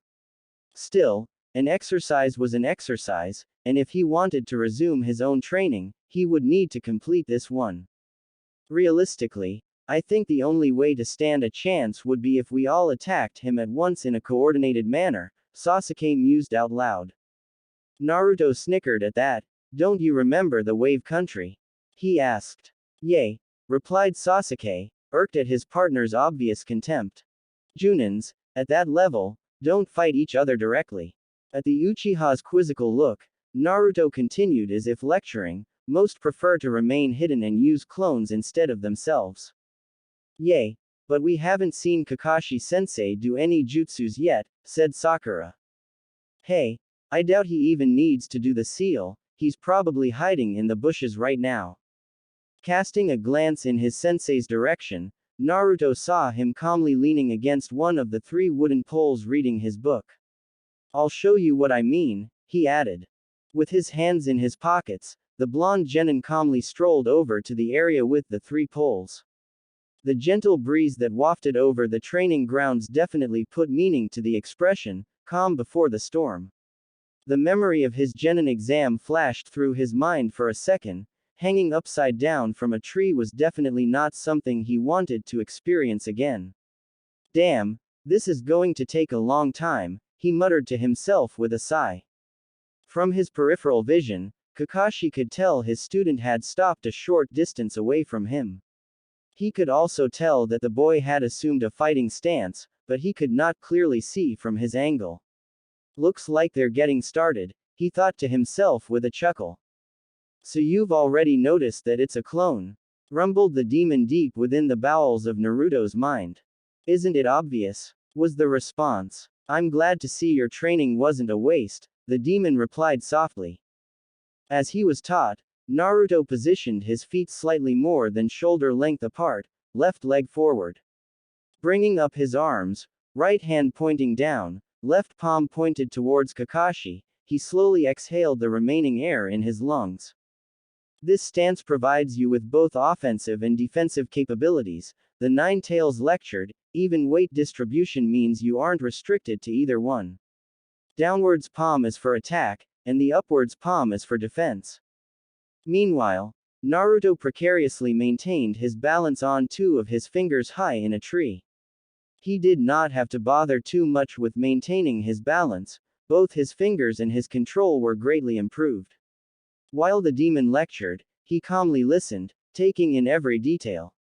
Closing square bracket. It's now or never, he thought to himself. Racing towards his own sensei, Naruto seized the initiative and launched his first attack. Using 2 fingers, he thrust them at Kakashi, aiming for a pressure point on his side. As he had expected, though, the Chunin was quick to sidestep. In a fluid motion, Kakashi grabbed his student's hand and meant to smash it into the pole he was leaning on. Fool, snickered Naruto to himself. With his other hand, Naruto stabbed his instructor's wrist, forcing him to let go. In a flash, he was inside his guard and had struck pressure points on either arm. Sasuke observed from a distance, shocked as Naruto reached back and thrust his open palm forward, transforming his sensei into a puff of smoke. Geez, how did he see through that?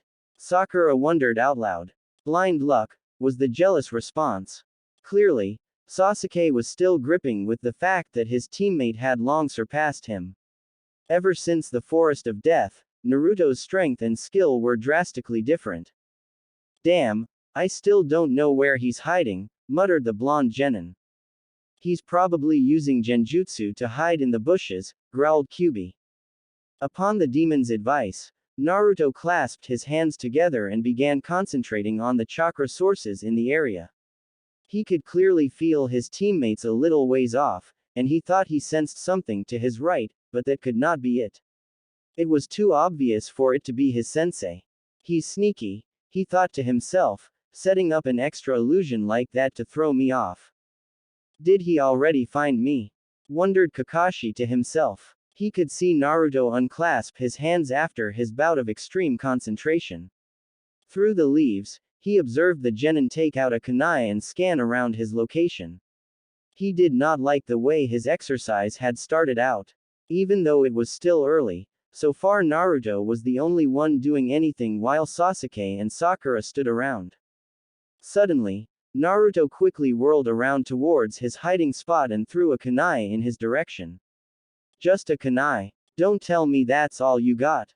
Kunai Kage Bunshin no Jutsu, he heard Naruto shout, and the single kunai turned into 30, all heading straight at him. I won't be able to dodge them all. I need to get out of here. Scrambling from his hiding place, Kakashi was barely in time as the kunais rained down into the bush he was hiding in. With all the racket I'm making, they've probably spotted me now. I can't believe he saw through both my clone and my illusion. What the? Is that Kakashi-sensei in the bushes over there? Asked Sakura in wonder. You're right, boggled her teammate, I can't believe Naruto found him so fast. Shouldn't we go and do something? Staring off into space, Sasuke paused for a moment. Yay, follow me. Geez, what are those idiots doing? Grumbled the blonde genin as his teammates moved to intercept their instructor. They're just going to get in my way. Well, you know they won't stand a chance, stated the demon. Yay, but their useless efforts are annoying. Good, the demon projected with a mental smile, you know what to do. I don't understand why you keep telling me to give in to my anger, Naruto announced. Shinobis are supposed to keep their emotions in check, you of all people should know that. Only a fool would reject his emotions as a fuel for strength, Kyubi replied, and there is much hate in you. I can sense it. Why are you doing this? Boy, it is my fault that you are hated so. It is only right for me to rectify the situation as best I can. If I give in too much I might lose control and do something I might regret. Your body is a strong enough vessel now, there should be no fear of that. Besides, there is nothing that you would do to these people that you should regret. They are the ones that treat you lower than dirt. Closing square bracket. Naruto watched in silence as Kakashi took care of his teammates. Although on one side, he knew he should go and join in, but the other side of him did not even want to lift a finger for these people. It was almost comical to watch the other genins try to attack their sensei, only to be blocked and pushed back. They really don't stand a chance, he thought to himself, and most likely, even I am still not strong enough. I wonder why Naruto hasn't joined in yet, pondered the Chunin. Maybe he's going to ambush me. Nope, there he is now. To say that Naruto was hurrying would not have been accurate. He was not moving as fast as somebody whose teammates were being attacked, but it was not the same leisurely pace as before. Naruto, why aren't you attacking with your teammates? Because, and then he paused, they will only get in my way. Sheesh, that's totally not like him, Kakashi thought to himself, he's changed in the past weeks. You're completely missing the point of the exercise with that attitude, he said aloud. You and I both know teamwork doesn't matter in this setting. Peef. He's right too. The only way they'd get the bell is if I was unconscious, or unable to move. Teams are such a hassle, continued the genin, I can work much better if I'm not concerned with such burdens. Kakashi smirked at that last statement. Big words coming from the dead last graduate of the academy, he said with a slight snicker. Odd, he's not reacting to that. Not yet. Cautioned the demon, do not give in just yet. On the outside he was calm and collected, but on the inside, Naruto was about ready to burst. Who did he think he was, insulting him openly like that? Well, this banter is useless. If you're going to do something, then do it. He's not using that weird stance from before, he's going to use ninjutsu. Let's get wild then, retorted the genin with a smirk and launched his hands into a series of seals. Kaden. Ryuken Enden no Jutsu. With his hands cupped to his mouth, two giant streams of flames flew out and circled around the Chunin. There was no time to dodge and the fire erupted onto Kakashi in a yellow-orange light show. Naruto's smirk was quickly erased when a kunai was pressed to his neck. Not a bad technique for a genin, but not enough for me, said Kakashi nonchalantly. If you were using teamwork, I wouldn't be pressing this kunai to your neck. Hee, you seem so sure of yourself. Maybe you should use your Sharingan, replied Naruto as he disappeared in a puff of smoke. Geez, his jutsu speed is as fast as mine. This could get dirty. Kakashi had no more time to think as he felt two fingers pressed hard against the small of his back. Well, I'll admit you've gotten faster. From here, I have no less than 21 attack options open to me, stated Naruto in a taunting voice. What are you going to do now, sensei? Simple, was the reply. In another puff of smoke, the image of his instructor was replaced by that of a log. Although, that move was not surprising coming from the student of the fourth Hokage. What surprised him, though, was hearing his voice on his right side. even without my Sharingan I was able to copy your skill, Kaden, Ryuken Enden no Jutsu. Crap, I won't have time to dodge, muttered Naruto in frustration, I'm going to have to counter it. There was no time to think. The twin flame spirals were closing fast. No time to decide what jutsu to perform. Instinct grabbed a hold of his reactions and his hands moved seemingly by themselves. The bird seal, wondered Kakashi. He really has grown tremendously to be able to perform water types when there is no water around. Sweden. Suiheki su no jutsu. Naruto yelled out just in time. Before the flames could close in on him, two small walls of water appeared on either side of him, successfully countering a skill that he himself created. Meanwhile, Sasuke and Sakura were following the battle while clutching their minor wounds. I don't believe it, repeated Sakura yet again, this is like watching two Junins go at it. The ninjutsu level is incredible. I can't believe he can do earth, water, and fire types, muttered Sasuke. His improvement just isn't human. Naruto, I have to admit that I am jealous of you. Just how far have you come? Well, I'll admit that's pretty impressive of you, said Kakashi in his usual voice, but this is getting tiresome so I won't go easy anymore. Is that so? Replied the blonde genin. Well, I shouldn't either, he finished with a dark grin. He's been holding back too. Just what happened during that week he went missing. Author's notes. Kaden. Ryuken Enden no Jutsu should translate to something like, fire type, dragon fist blast. Sweden. Suiheki su no Jutsu should be, water type, double water wall, I think. My syntax is probably wrong and I'm probably using the wrong word, but I don't know Japanese. So if you see a mistake, or have a better suggestion be sure to tell me so I can correct it. I will answer a few questions that arose in the reviews I received. One was a concern that I would make Naruto too powerful. My reasoning behind this development is that he has a 1,000-year-old demon sealed inside of him. From my limited knowledge of Japanese folklore, apparently demon foxes receive their 9th tail after 1,000 years. I figure, Naruto should be way more powerful than he is in the anime manga. Another question was why Naruto seemed so willing to kill the Cloud Ninja. Well, he didn't really want to kill him at first, but he doesn't know just how powerful the Rasengan really is. The only reason it didn't kill Kabuto was because Kabuto had already started healing himself. So he didn't really expect to kill the Cloud Ninja, but now he's killed, and it kind of changed him. Concerning dialogue with other characters, well, I'm still finishing the establishment of the Naruto-Kyubi relationship, should take another chapter. Once that's done, there will be more dialogue with other characters, I promise. And yes, I will introduce the main conflict soon.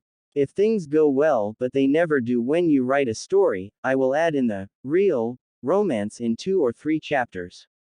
And now, a little background on Naruto's new taijutsu style. As I not so subtly hinted in previous chapters, it is somewhat related to the Hyuga style. Masashi Kishimoto based the Hyuga style on Pa Kwa Chong, Chinese for 8 trigram palm. It's a complex martial art based on the principles of the yin and yang and open fist palm movements. The trigram contains 8 elements, each balancing out each other. Now, Naruto's stance, even weight distribution, palm up, and other palm down, I took from a specific kung fu style which I don't even know the name of. Basically, the reason I emphasized finger strength was because even in real life, you can deal powerful attacks with just 2 fingers. My karate sensei was fond of using me as an example for the class. Is that so? Replied Naruto. Well, I shouldn't either, he finished with a dark grin. This is no good, you aren't controlling yourself properly, said the demon chastising his student. His words were only met with silence as his host concentrated on the person in front of him. Despite his best efforts, Naruto was still not able to harness his emotions properly. Although he could still tap into the 9 tails power to a certain degree, if he exceeded that amount, his emotions went awry. Once that happened, there was no telling how he would act. That stance, Kakashi pondered, there aren't any openings. I'm going to have to draw him out. Here I come. He called out aloud. Speed was definitely not an issue for him. His days in the Anbu were not for nothing. Considering the fight had gone on long enough, it was time to start using his normal capabilities, but he was still not going all out. Against a genin, though, it was all he needed. A quick burst of speed, a side step, a slight feint and he was inside Naruto's guard, slamming his fist into his opponent's temple. It was a clean hit. Instead of flying backwards from the sheer force of the blow like he was supposed to, Naruto, in fact, did not move at all. It was as if a fly had settled on the side of his head. Even more surprising was a warm glow wrapping around the boy's body. Chakra? Asked Kakashi before an open-handed slap to the top of his chest sent him reeling backwards. I'm flattered you noticed, smirked the blonde genin. This is definitely a byproduct of the nine tails. I wonder if the seal has loosened beyond control. You gathered chakra into your body to reinforce yourself, the Chunin observed, not bad for somebody like you to be able to do that. Not just to my body, said an emotionless Naruto. That's true, that hit to my chest was more powerful than it should have been. Even though he was a genius, anybody could have figured out the connection between the two statements. I see, Kakashi said as realization spread across his face. You gathered chakra into your hand, although it's not nearly like my Reikiri. But for him to channel his chakra so quickly, and that killing intent. It's almost the wave country all over again. It looks like they're going to attack each other again, whispered Sasuke to his teammate, but it doesn't matter, 1 week of training isn't enough to allow him to beat Kakashi-sensei. Or is it? Continued Sakura without taking her gaze off of the other two. Despite his calm outward appearance, the utmost depths of Naruto's inner self was in turmoil. Despite his training in the forest of death he had not fully mastered his new style. If he had been able to hit his sensei it was because he had been underestimated, and that was likely not going to happen again. He could always gather more power, but that would mean losing himself even more. It was folly to challenge a Chunin of Kakashi's level as he had done so, although he still did not realize it. He's using that stance again, Kakashi observed. I guess he's about to. Here he comes. Right foot 70%, body 30%, ordered Kyubi. Responding to the order, Naruto adjusted the chakra levels in his body accordingly as he slowly lifted his leg. Taking his time, he paid close attention to synchronizing the flow of his chakra with his kick. As his leg neared the apex of its arc, so did his chakra. Despite the slow, deliberate movement, some bark chipped off of the tree he was aiming for as his foot connected. A perfect transfer. Very good, the demon said with praise, although, you must now start doing it faster. Closing square bracket. Once within Kakashi's range, Naruto diverted from his head-on path and feinted. As expected of a Chunin, Kakashi saw through the feint, but instead of blocking he sidestepped and allowed the attack to pass by. As he spun around the fist, he brought his own up and aimed it at his student's head. It was too late though, Naruto had already flowed chakra back to his body in defense so the punch had no effect. Attack, block, counter, feint, dodge, followed in rapid succession as each shinobi probed the other for an opening. It seemed that they were evenly matched, though Naruto received several hits, while his sensei took none. On and on it went until, in an act of frustration, Naruto overextended himself and lost his balance. Seeing the high amount of chakra in the attack, Kakashi spun out, but the extended hand still grazed his elbow and knocked him slightly off balance as well. He was not a Chunin for nothing though. In half a heartbeat he steadied himself and jumped back for a counterattack. Naruto's lack of mastery of his new style proved to be a significant dampener. While struggling to regain his balance, he forgot that his chakra still remained concentrated in his hand, while his body was left virtually undefended. In that small time margin, Kakashi lived up to his rank and punched the genin square in the stomach. I'm impressed you're still standing, he called out to his student, you took several of my attacks. You once said the Hyuga taijutsu style was the oldest and strongest in the village, said Naruto instead of replying. That's not quite true. Mine goes back several hundred years. I see, so it is as I thought, Kakashi said while adjusting his mask. Ryu no Mai, right? The flow of chakra through your body to increase attack, defense, and speed. Yup. Naruto answered with a wide grin. Well, it looks like he's back to his old self, Kakashi noted, but he could have only learned about that old style from the Kyubi. If their memories are merging, it could be trouble. I'll have to inform Hokage-sama about this. Well, the exercise is over and you've all failed miserably, he said out loud. I guess we'll just have to run D ranks until it gets better, he added in a song voice. Ignoring the collective groans of his students, he offered a wave and disappeared to attend to his business. Geez, that's just like him too, muttered an annoyed Sakura, disappearing like that.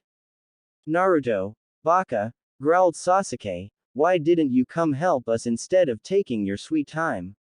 Huh, replied the blonde genin, what are you talking about? Ignoring Sasuke's dropped jaw hanging wide open, Naruto kept on with his usual manner. I don't really remember much about what happened, just that Kakashi-sensei hurt me a little, he finished with another wide grin. You mean, you really don't remember? The pink-haired Kunoichi asked skeptically. A vigorous head shake answered the question with finality. Geez, now we're going to be running D-rank missions forever. Meh, whatever. I'm going to get some ramen. Walking towards his favorite ramen stand, Naruto's brow was slightly creased in worry by the fact that his memories of the earlier exercise were too blurry to remember. He recalled performing his Ryukin Enden, but everything afterwards he just simply could not. Worse, his new sensei was lecturing him, and seemed to enjoy it. You fool, rumbled the demon, a little more and you would have gone completely under. You are not capable of controlling such power yet. Gomenasai, sensei, the boy replied apologetically, but I still don't know what you're talking about. With a mental snort, the demon explained, of course not, bringing out such emotions is akin to being another personality. Therefore, you do not remember what takes place.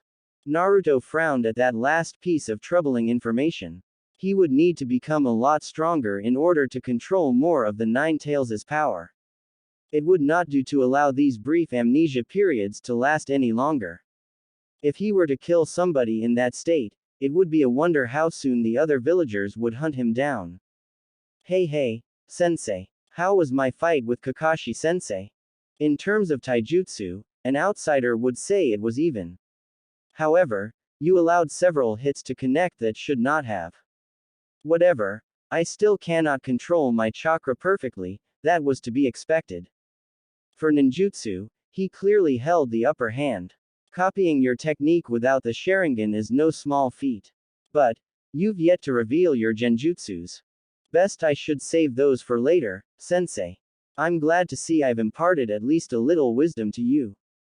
You're so kind. As the Nine-Tails demon inside of him continued explaining to him how the battle had proceeded, Naruto resolved to never go so far as to completely give himself up, unless under extreme circumstances. Hopefully, he would never have to, but the life of a shinobi is never certain. Ideally, his control would continue improving over time, thus eliminating the need. Pay attention, the demon interjected, as I was saying, your control has improved, but you still take too much time when shifting your chakra. It's only been 4 days since I've learned though, Naruto explained defensively, my chakra control still needs to get better. Of course it does, that is why you must continue training it. Not a minute's respite with you, is there? You expect to get better just sitting there? Came the demon's thoughts, dripping with sarcasm. Of course not, sighed the boy in resignation. Meanwhile, after taking leave of his students, Kakashi had immediately left for the Hokage's office. The events of the day's small exercise troubled the gray-haired Chunin immensely. After knocking, a muffled, "Come in," was heard through the door, and he entered. It's about Naruto, isn't it? Tsunade asked after a quick glance from her paperwork. You are as perceptive as always, Hokage-sama, Kakashi replied. I think Naruto is merging more and more with the Nine Tails. What makes you say that? She said, giving him her full attention. During a training exercise, Naruto was acting strangely, and afterwards he could not remember why he acted that way. Go on, she urged. Also, since our mission to the Lightning Country, his improvement rapidly increased. He's able to use water, fire, and earth-type jutsus. That in itself is not something troublesome. And earlier today he was using an archaic fighting style, Ryu no Mai. Ryu no Mai, pondered the Hokage, that hasn't been used for centuries because it consumed too much chakra. But it's perfect for someone like Naruto, who holds immense amounts. True, but how did he learn it? The last scroll containing any information about it was lost before he was born. Perhaps the fourth not only sealed the Nine Tails' spirit, but his personality as well, offered Kakashi. Perhaps. Jiraiya understands the seal better than I do, but I believe it was designed to allow some parts of the Kyubi to merge with its host. So its memories as well. Again, perhaps, Tsunade replied deep in thought, but there really isn't anything we can do, except hope that Naruto is able to withstand the temptation of such power. Jiraiya is better with seals than I am, and more familiar with the fourth's work. If need be he can place a 3-part seal, but that might end up hurting him more than helping. After paying for his meal, Naruto once again headed for the outskirts of the village to practice some more. All along the way, the demon recounted various events from the far past. Although he would definitely not admit it, he apparently enjoyed telling stories from his millennium-long existence. Naruto was so wrapped up that he failed to react when somebody from around the corner plowed into him and sent them both sprawling. "Gomenasai," exclaimed a soft, but nervous voice, "I'm so sorry, I wasn't looking." "No, it's my fault," the blonde genin said, rubbing his head. "I should have been paying at, Hinata-chan." Naruto-kun," she gasped as her hands flew to her mouth in surprise. What are you doing here?" "Oh, me. I'm taking a walk I guess, but why are you blushing like that for?" What?" she asked, feigning ignorance, although she knew very well her face was a dark crimson. "Oh no. My stuff." Strewn all over the road were the contents of Hinata's bag. "Don't worry," Naruto exclaimed, "I'll get it for you," he said with a wide grin. While Naruto hustled around picking up the stray articles, Hinata took the opportunity to dust herself off. It was so embarrassing to meet somebody, especially him of all people, this way. After running after the more volatile items, Naruto presented them back to their owner with another of his trademark grins. As she reached out to accept it, both their hands brushed each other's for a fleeting moment, but it was enough to send sparks down Hinata's arm, and leave a strange feeling with Naruto. I really need to get back to my team," she said, averting her eyes. Quickly turning around, she left with a quick goodbye. Not saying anything, Naruto gazed after her as she half ran, half jogged to her destination. Why does she always act so weird? He wondered, unknowingly rehashing the age-old question concerning women. Isn't it obvious? The demon sneered, or do you always lose your wits in the presence of a female? Towering above the vegetation, the horizon appeared further away than it usually did. Gazing across the vast expanse of land, it was truly a sight to behold, though it was of no importance. Trees crumbled at his every step, mountains were level from a mere flicker of the tail, the feeling of power was undeniable. At his feet, several people uselessly tried to stop him. Their determination of their struggles was almost palpable in the night air. It was of no matter, they would not be able to halt him. Purpose. He had no purpose. All he wanted to do was cause suffering to whatever he could. Below him, he continued his destruction. Little by little he would kill the puny creatures, and then he would. "Stop it!" Naruto yelled out as he bolted upright. Sweat was beading around his forehead and his neck as his shallow breathing slowly deepened.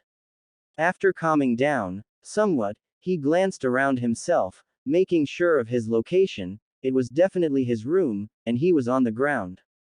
His dirty clothes were in the same spot as he had left them the night before, and his equipment was still strewn every which way. Phew. Breathing a sigh of relief, it was just a nightmare. Not quite, replied the demon. What do you mean not quite? And don't you ever get some mental shut-eye, or something, he added. Demons do not require sleep, the beast scoffed proudly, but what you experienced in your sleep was no dream, it was one of my previous memories. Wow, cool, idiot, do you even know what this means? It means you're merging with me even more. I'm no baka. Jiraiya-sama already explained how the seal worked. Herf. I guess that means I will not have to teach you as many things, since they will be part of your memories. Naruto could feel a slight twinge in his chest after the demon's last statement. On one hand, he knew that in the end the Nine Tails would completely merge with him, thus destroying it. On the other hand, he would sorely miss the presence in the back of his mind. Nobody had ever understood him so completely, losing the demon would be like losing a piece of himself. Now's not the time to sit there idly, you still need to warm up. Hi, sensei. 30 laps right. Without even waiting for confirmation, he jumped up from the floor, hurriedly slipped on his traditional orange jumpsuit, and raced out the door all pumped for his daily morning routine. After nearly a month of such workouts, his body was rock hard and his endurance second to no genin. Along with his increased stamina, his chakra control skyrocketed now that his body could handle his massive amounts. After his workout, Naruto realized he was late for his team's usual meeting. It was a debate between being late and clean, or being late and dirty. Oh well, they'll just have to deal with it, he decided, choosing the latter. Walking along, hands in his pockets, he did not even realize he had hardly sweat. Of course, more pressing matters kept him preoccupied. It was not the first time he had experienced dreams from the memories of the Kyubi, he realized that. However, this was the first time it was so vivid. Everything had seemed so real. The ground under his feet, the blood in the air, the wind, he could still clearly remember it. Right now, though, he was at the meeting place, but Kakashi was nowhere to be seen. You're late, you know, Sasuke stated in guise of greeting. Oh, he, came the nervous response, I was just out for a little run. You call 30 times around the village little. Ignoring Sakura's gasp, Naruto covered up his surprise with a grin. How did he know about his exercises? That bastard Kiba must have spread the word. Mentally groaning at the prospects of what might entail, he started to understand how Shikamaru felt. Fortunately for him, Kakashi chose that exact moment to make his entrance. Instead of the usual puff of smoke, he was casually strolling while reading his usual book. Ah, good morning everyone, he greeted them, somebody stopped me on my way here with some good news. Oh, what is it? Naruto asked excitedly, are we being assigned an A-rank super high-class mission? Not quite, said the Chunin chuckling at his students' enthusiasm, but, the Chunin selection exam is in a month. Has it already been 5 months? Sakura asked incredulously. Just about. Anyway, it's a slow day, and there aren't any available missions, so you guys take it easy, or something. As their sensei walked off, an uncomfortable silence fell upon the group. After a few moments of discomfort, finally Naruto spoke up, so, you guys wanna do something? Sasuke-kun, started Sakura in a sing-song voice, do you want to? No, interrupted the black-haired Uchiha, I have other things to do. Disappointment slowly crept into the kunoichi's face as she watched her crush walk off. But disappointment changed into mischief as she turned and faced Naruto. In her sweetest voice she said, Naruto, how about you and me do something? Che, he uttered in surprise. Sakura was asking him to do something. That was definitely a first. But whatever it is, I'm not interested. I've given up on you long ago. But you were too blind to even realize that. Whatever, I'm out of here. Turning his back to his teammate, he calmly walked off without bothering to catch Sakura's blank expression. That was better handled than the other female, rumbled the demon, although you still require practice. Will you shut up about Hinata? He replied slightly irked, it's not as if she likes me. All that answered him was a mental chuckle. At times like this, the demon could be quite odd, a personality trait he must have developed from himself, which in itself was not a comforting thought. Trudging along his favorite forest path, Naruto felt particularly lazy since it was not often that there were no D-rank missions available. The nine tails inside of him had yet to come out of its own world. It was just like his academy days, when he had nobody to talk to. He had always enjoyed exploring around the outdoors when he was not pulling pranks. Not surprising since he was so full of energy. Now was different though. Instead of chasing after squirrels and lifting up rocks, he was taking his time and enjoying the scenery, something he had never quite done before. Stopping by a tree, he stooped down and smelled a flower growing near the roots. The peacefulness of being alone was something he did not even know he missed. Standing up, he sighed and his fist started to clench as unbidden memories of his past rose up to taunt him some more. Images of people with cold stares flashed before his eyes, pauses in conversation as he passed by, pointing and murmuring, it was all a part of his childhood. Thoughts about his dead parents drove him overboard and he rammed his fist into the tree, creating a deep dent in the trunk. Whenever he was sad, the only remedy was to work himself out. Without a second thought, Naruto drove his left hand into the trunk and pulled himself up from the handhold he created. Little by little, he worked his way up the tree in this manner. Tree climbing was second nature to him since his time in the forest of death. Soon, he was standing on the tallest branch. So, he jumped to the next tree, and jumped again, letting his instincts guide him as he purposely exhausted himself. He did not need to do this sort of thing since he was assigned to his team, but even his friends were not able to make him forget his past. Leaping from tree to tree, he only held a vague sense of where he was. Despite his carelessness, his senses were still constantly alert. Stopping himself on a particularly thick branch, Naruto almost lost his slipping as he realized there was somebody in the vicinity. Was somebody following him? Could it be a missing nin? It was not that long ago that Itachi and Kisame showed up in the village. Clasping his hands together, he concentrated on the location. He could sense the presence a few hundred feet from him to the north. Fortunately, the presence did not seem as strong as him. It held a certain familiarity to it, like a lingering scent that he could barely recognize. Could it be? He wondered to himself. There was only one way of verifying. For good measure, he wrapped himself in an inconspicuous genjutsu he developed while trying to hide from Konohamaru. As stealthily as it was possible for him, he made his way north. A few more jumps and he came upon a small clearing. He remembered where he was now, it was not too far off from the place he became a genin. Down in the clearing, he could see somebody hunched over themselves with their back against a tree. Hinata, what's she doing here? Naruto was partially thankful at the fact that the demon was inactive, for the time being. He did not feel like enduring more enigmatic statements from the fox. From his angle, he could not distinguish her facial expression, but the way she was hunched over herself spoke for itself. He had no idea why she would be in such a mood since she appeared to be doing well the day before. There was only one way for him to approach this situation, and that's the path he chose. Oi, Hinata-chan, he yelled out enthusiastically, and then jumped down right in front of a very surprised Hinata. Whatcha doing out here? Naruto-kun, she gasped. The suddenness of the greeting was enough to startle anyone. Nothing I guess, she replied, avoiding his gaze. Nothing. That doesn't sound too exciting, he said, stretching himself out. Yay, was the barely audible reply. Sensing the sadness in her voice, Naruto squatted down so he was eye level with her. Hinata, what's wrong? This isn't like you to be all depressed.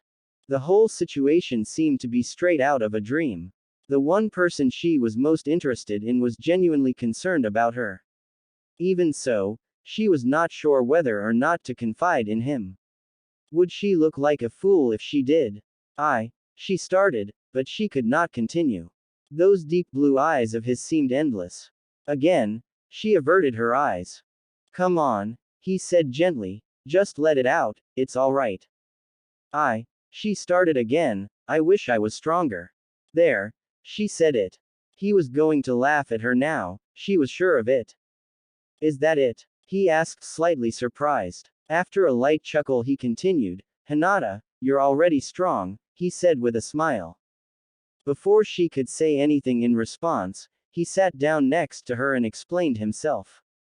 After your fight with Neji, I swore that I would defeat him no matter what. I was almost unable to keep that promise, but as I was doubled over in pain, I remembered how you stood back up no matter what. Pausing again, he stared out into space, faintly smiling at the memory.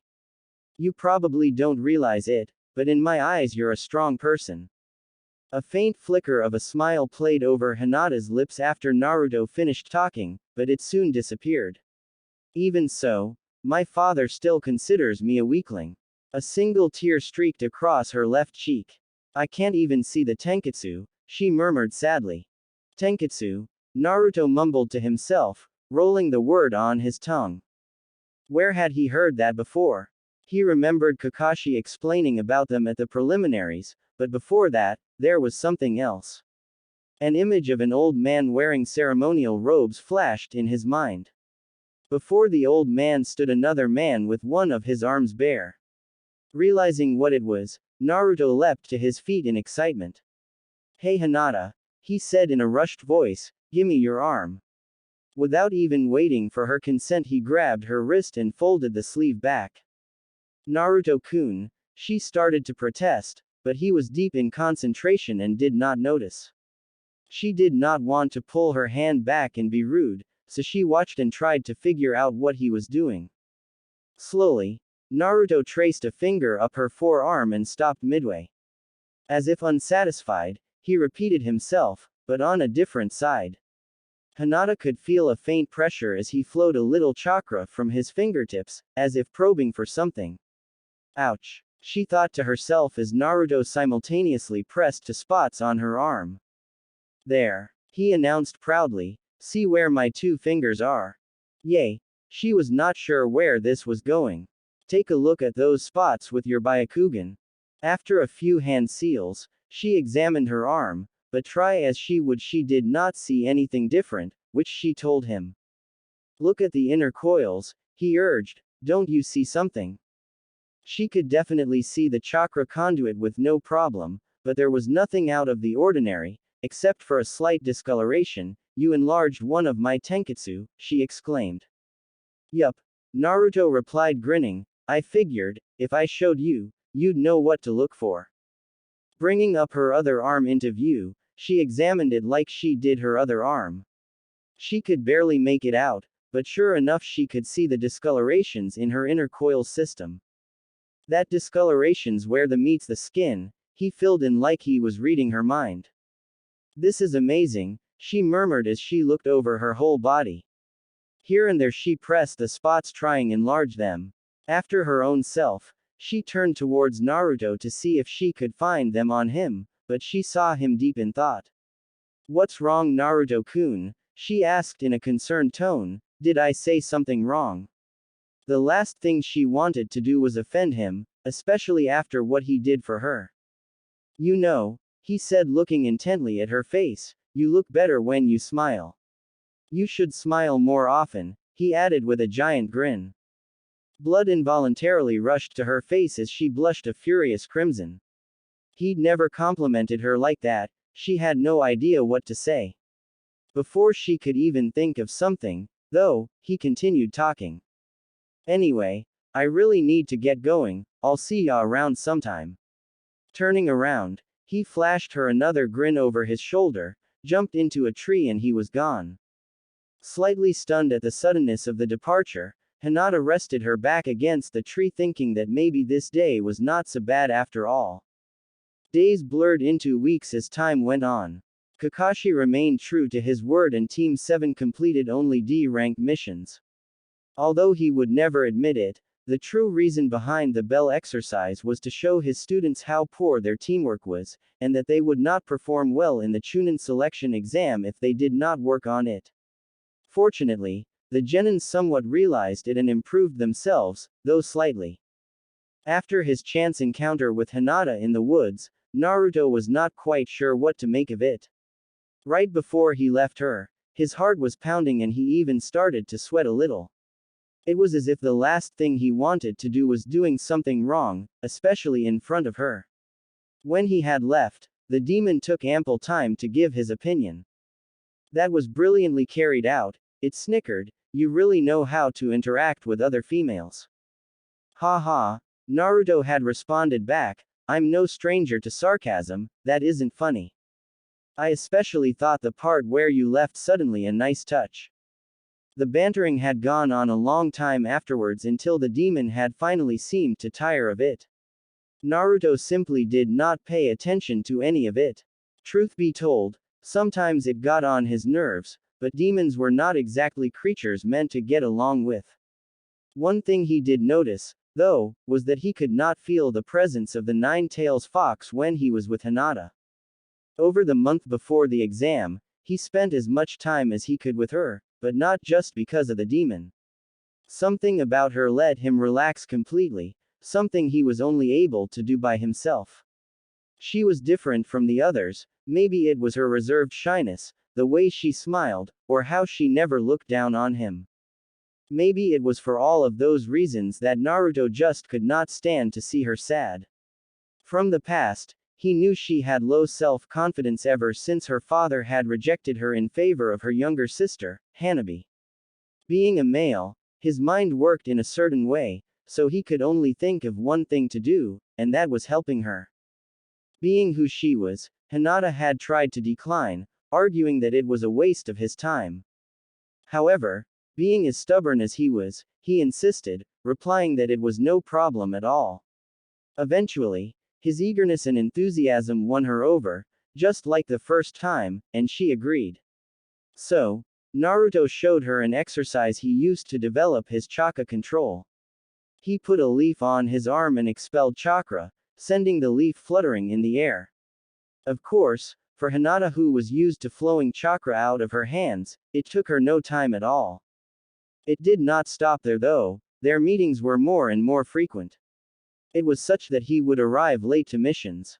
That did not bother him though, his team could think what they wanted of him.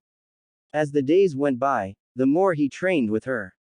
It was not exactly his fault, ever since he could remember, the only thing he did was pull pranks or train. He did not have any friends to interact with, or parents to teach him. Fortunately for him, Hinata did not seem to mind. With the demon's memories, Naruto helped her learn more of the Hyuga taijutsu, since her father ceased to teach her. He showed her how to reinforce her body with chakra and everything he knew about pressure points. He even showed off how he climbed trees. Even though he was host to a millennium-old demon, Hinata was still able to teach him about medicinal plants and herbs that grew in the area. The afternoon before the exam, they were walking together along a path in the village. Neither said much, preferring the silence of each other's company. After all, some things are said best without words. Naruto sometimes stole glances at her when he thought she was not looking. There was something about those white within white eyes that captivated him.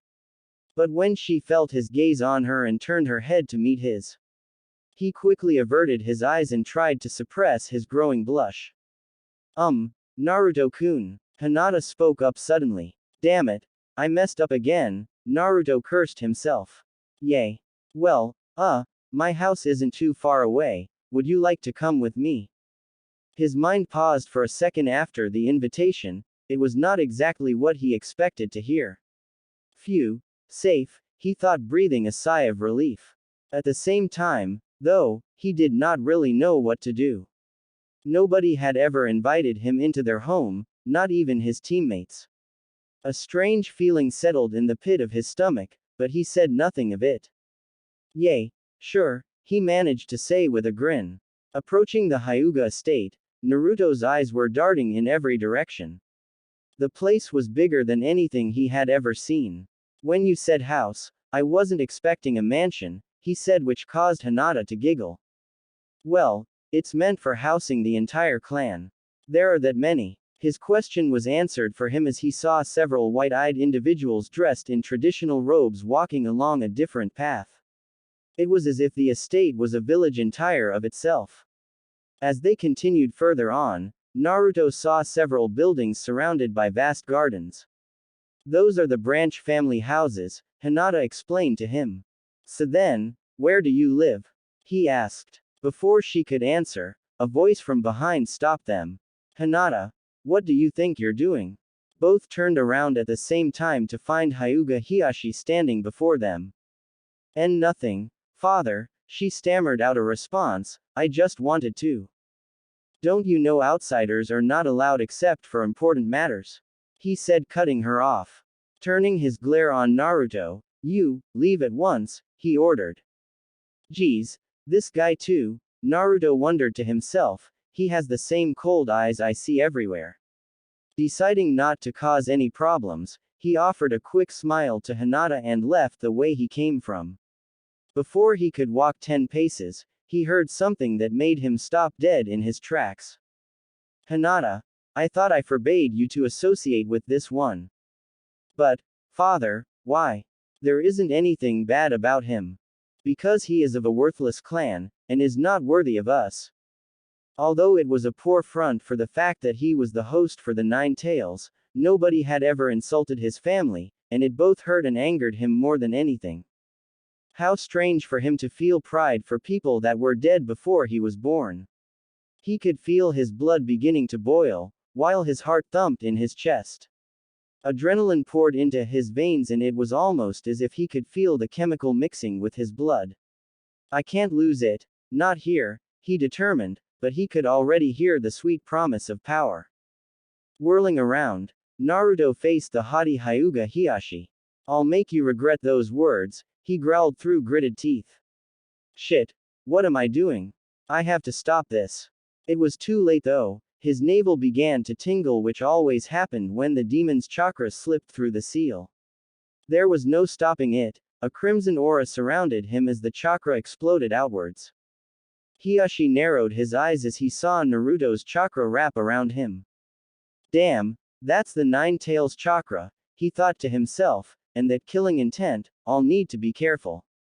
In this situation, he decided it would be better if he pretended he was unfazed by such a display of power.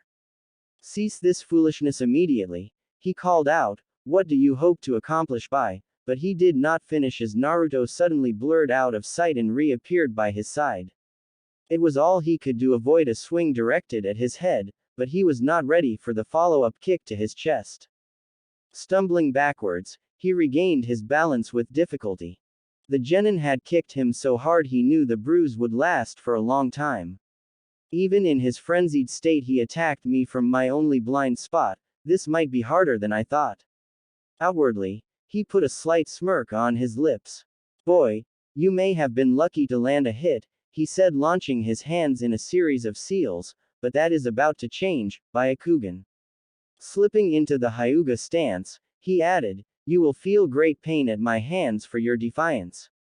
Fighting a gentle first master was not exactly what Naruto wanted to do at the moment, or ever if he could help it.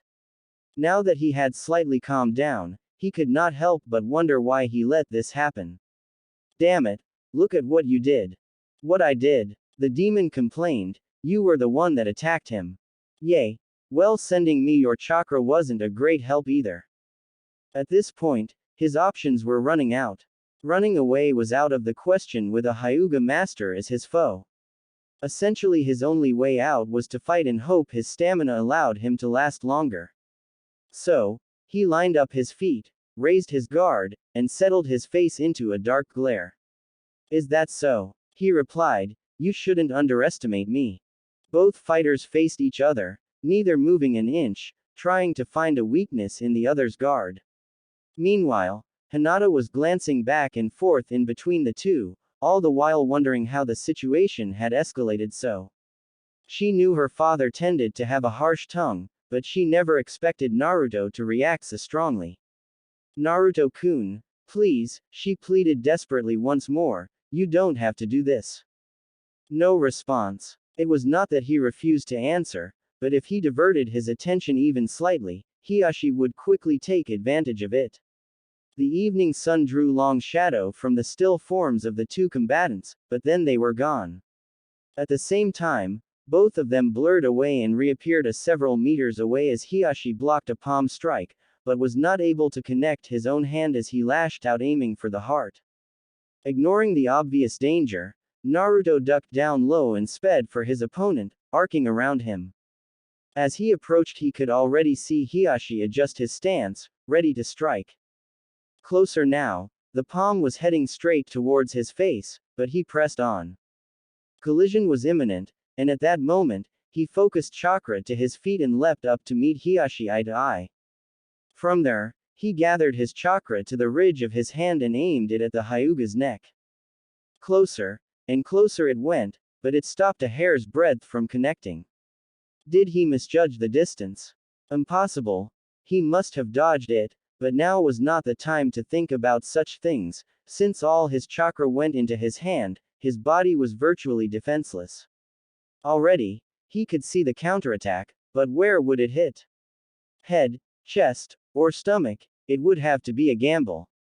Hoping he made the right decision, he flowed his chakra into his head and prepared for the worst. Sure enough, Hyuga Hiashi's open palm rose up to catch Naruto squarely in the jaw, sending him flying back several feet. Rising to his feet, he gave his jaw a slight rub and chuckled silently, no damage except for a slight scratch. I'm surprised you survived that last one, Hiashi called out. I'm surprised you were able to dodge mine, Naruto responded in kind. I must say, for a genin, you are quite a handful. Well, if one's a handful, how about four? At his words, 3 other Narutos appeared next to him in a puff of smoke. Without waiting for a response, all 4 launched themselves in unison. What ensued could only be described as a dance of death. For a while, neither side gained the upper hand. With Hiashi in the center, the 4 Narutos had him circled. It was a beautiful intricacy of footwork. While a clone swept at his legs, Hiashi lifted his foot and spun out of another clone's range. A quick shuffle of feet and he thrust his palm out to a third Naruto who in turn rotated out of reach while the last clone countered. On and on the dance continued until one of the clones stumbled slightly over a slight crater in the ground as it tried dodging a strike to its heart. Unfortunately, the blow landed in the upper abdomen, and the clone's life was snuffed out into smoke. That's one, Hiashi counted to himself. With one less person to take up space, the movements became even more dangerous.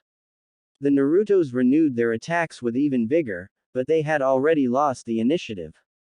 After a short skirmish, another clone was struck head-on, and then the last clone disappeared soon after. And now the last one, he thought as he whirled around to face nothing. Where did he go? He was not behind him, nor to the sides.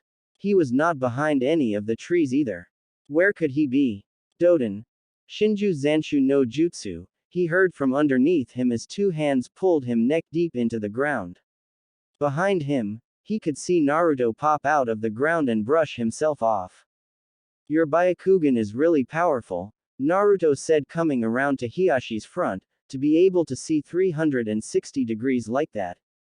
But, that lulls you into a false sense of security and you do not expect attacks from your blind spot, underneath. He finished while pointing to the ground for effect. That is quite an impressive jutsu, Hiashi complimented sarcastically. Unfortunately, you forget that I am a Jukin master. Suddenly, chakra exploded out from his entire body. It was so much more than he had ever seen. It caught up to him in the blink of an eye. Before he could gather chakra into his body, he was pushed away as Hiashi spun around. He stood up as quickly as possible, but his opponent had already jumped out of the hole that was created from Hakushokaden, and was rapidly advancing towards him. I'll end this foolishness now, young brat, Hiashi announced with a cold face.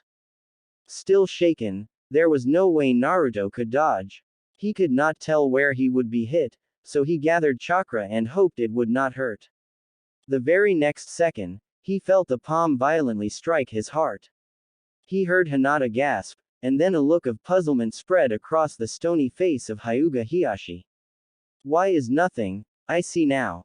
You filled your inner coils with chakra. So, my gentle fist was useless all along. That isn't the only thing useless, Naruto murmured.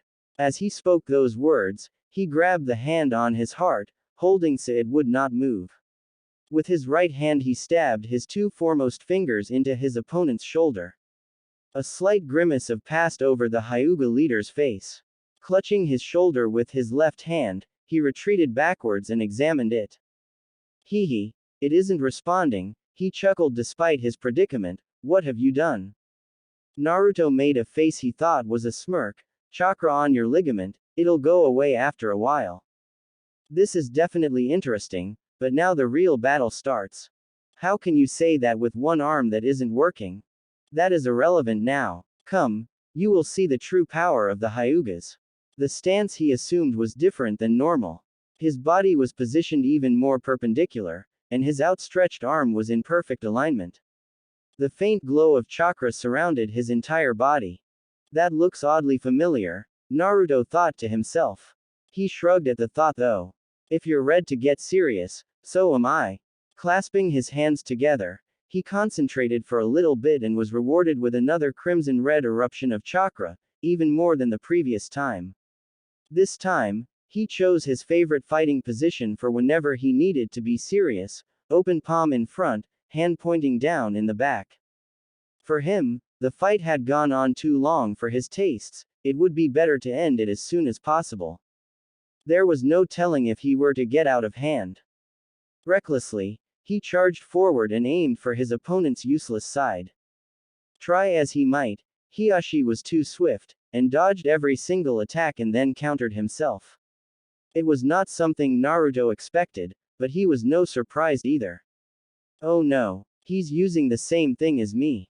Quickly, he focused 50% of his chakra to his left arm and the rest to his left leg.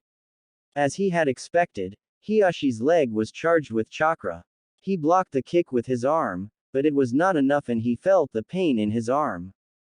Whilst still blocking the leg, Naruto crouched down low on his right leg and whipped around with his left, taking out Hiashi's legs from under him.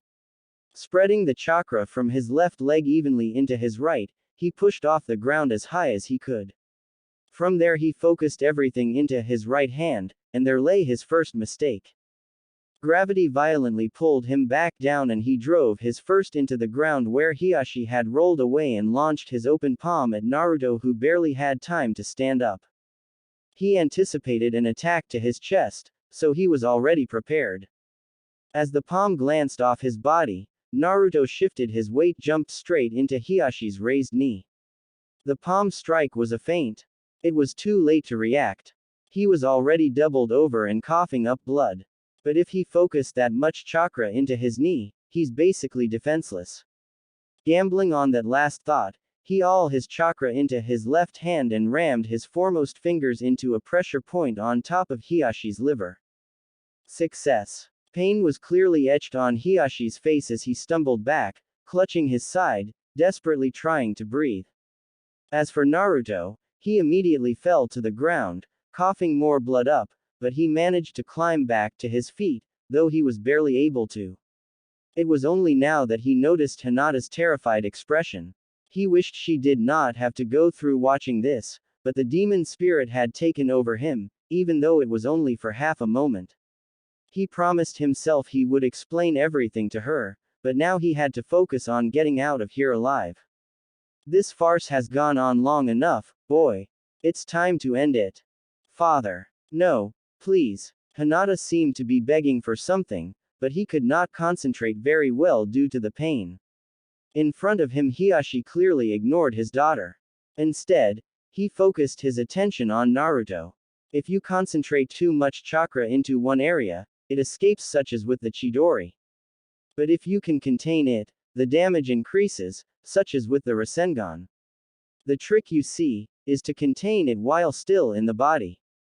As Naruto looked with his blurring vision, he saw the bright blue glow chakra around Hiashi's left hand. It was just like with the Chidori, except it did not lance out. It was a pure aura of energy surrounding the hand. Damn, even if I concentrate 100% at the area of impact, it'll still heavily damage. He only had one card left up his sleeve. Again, clasping his hands together, he tried to concentrate. Come on, just a little more. I'm gonna die here. He was going to need more time if he were going to draw out more of the Nine Tails chakra, and time was something he did not have. Hiashi began running towards him, and then it was all over in a blur before he even knew what happened.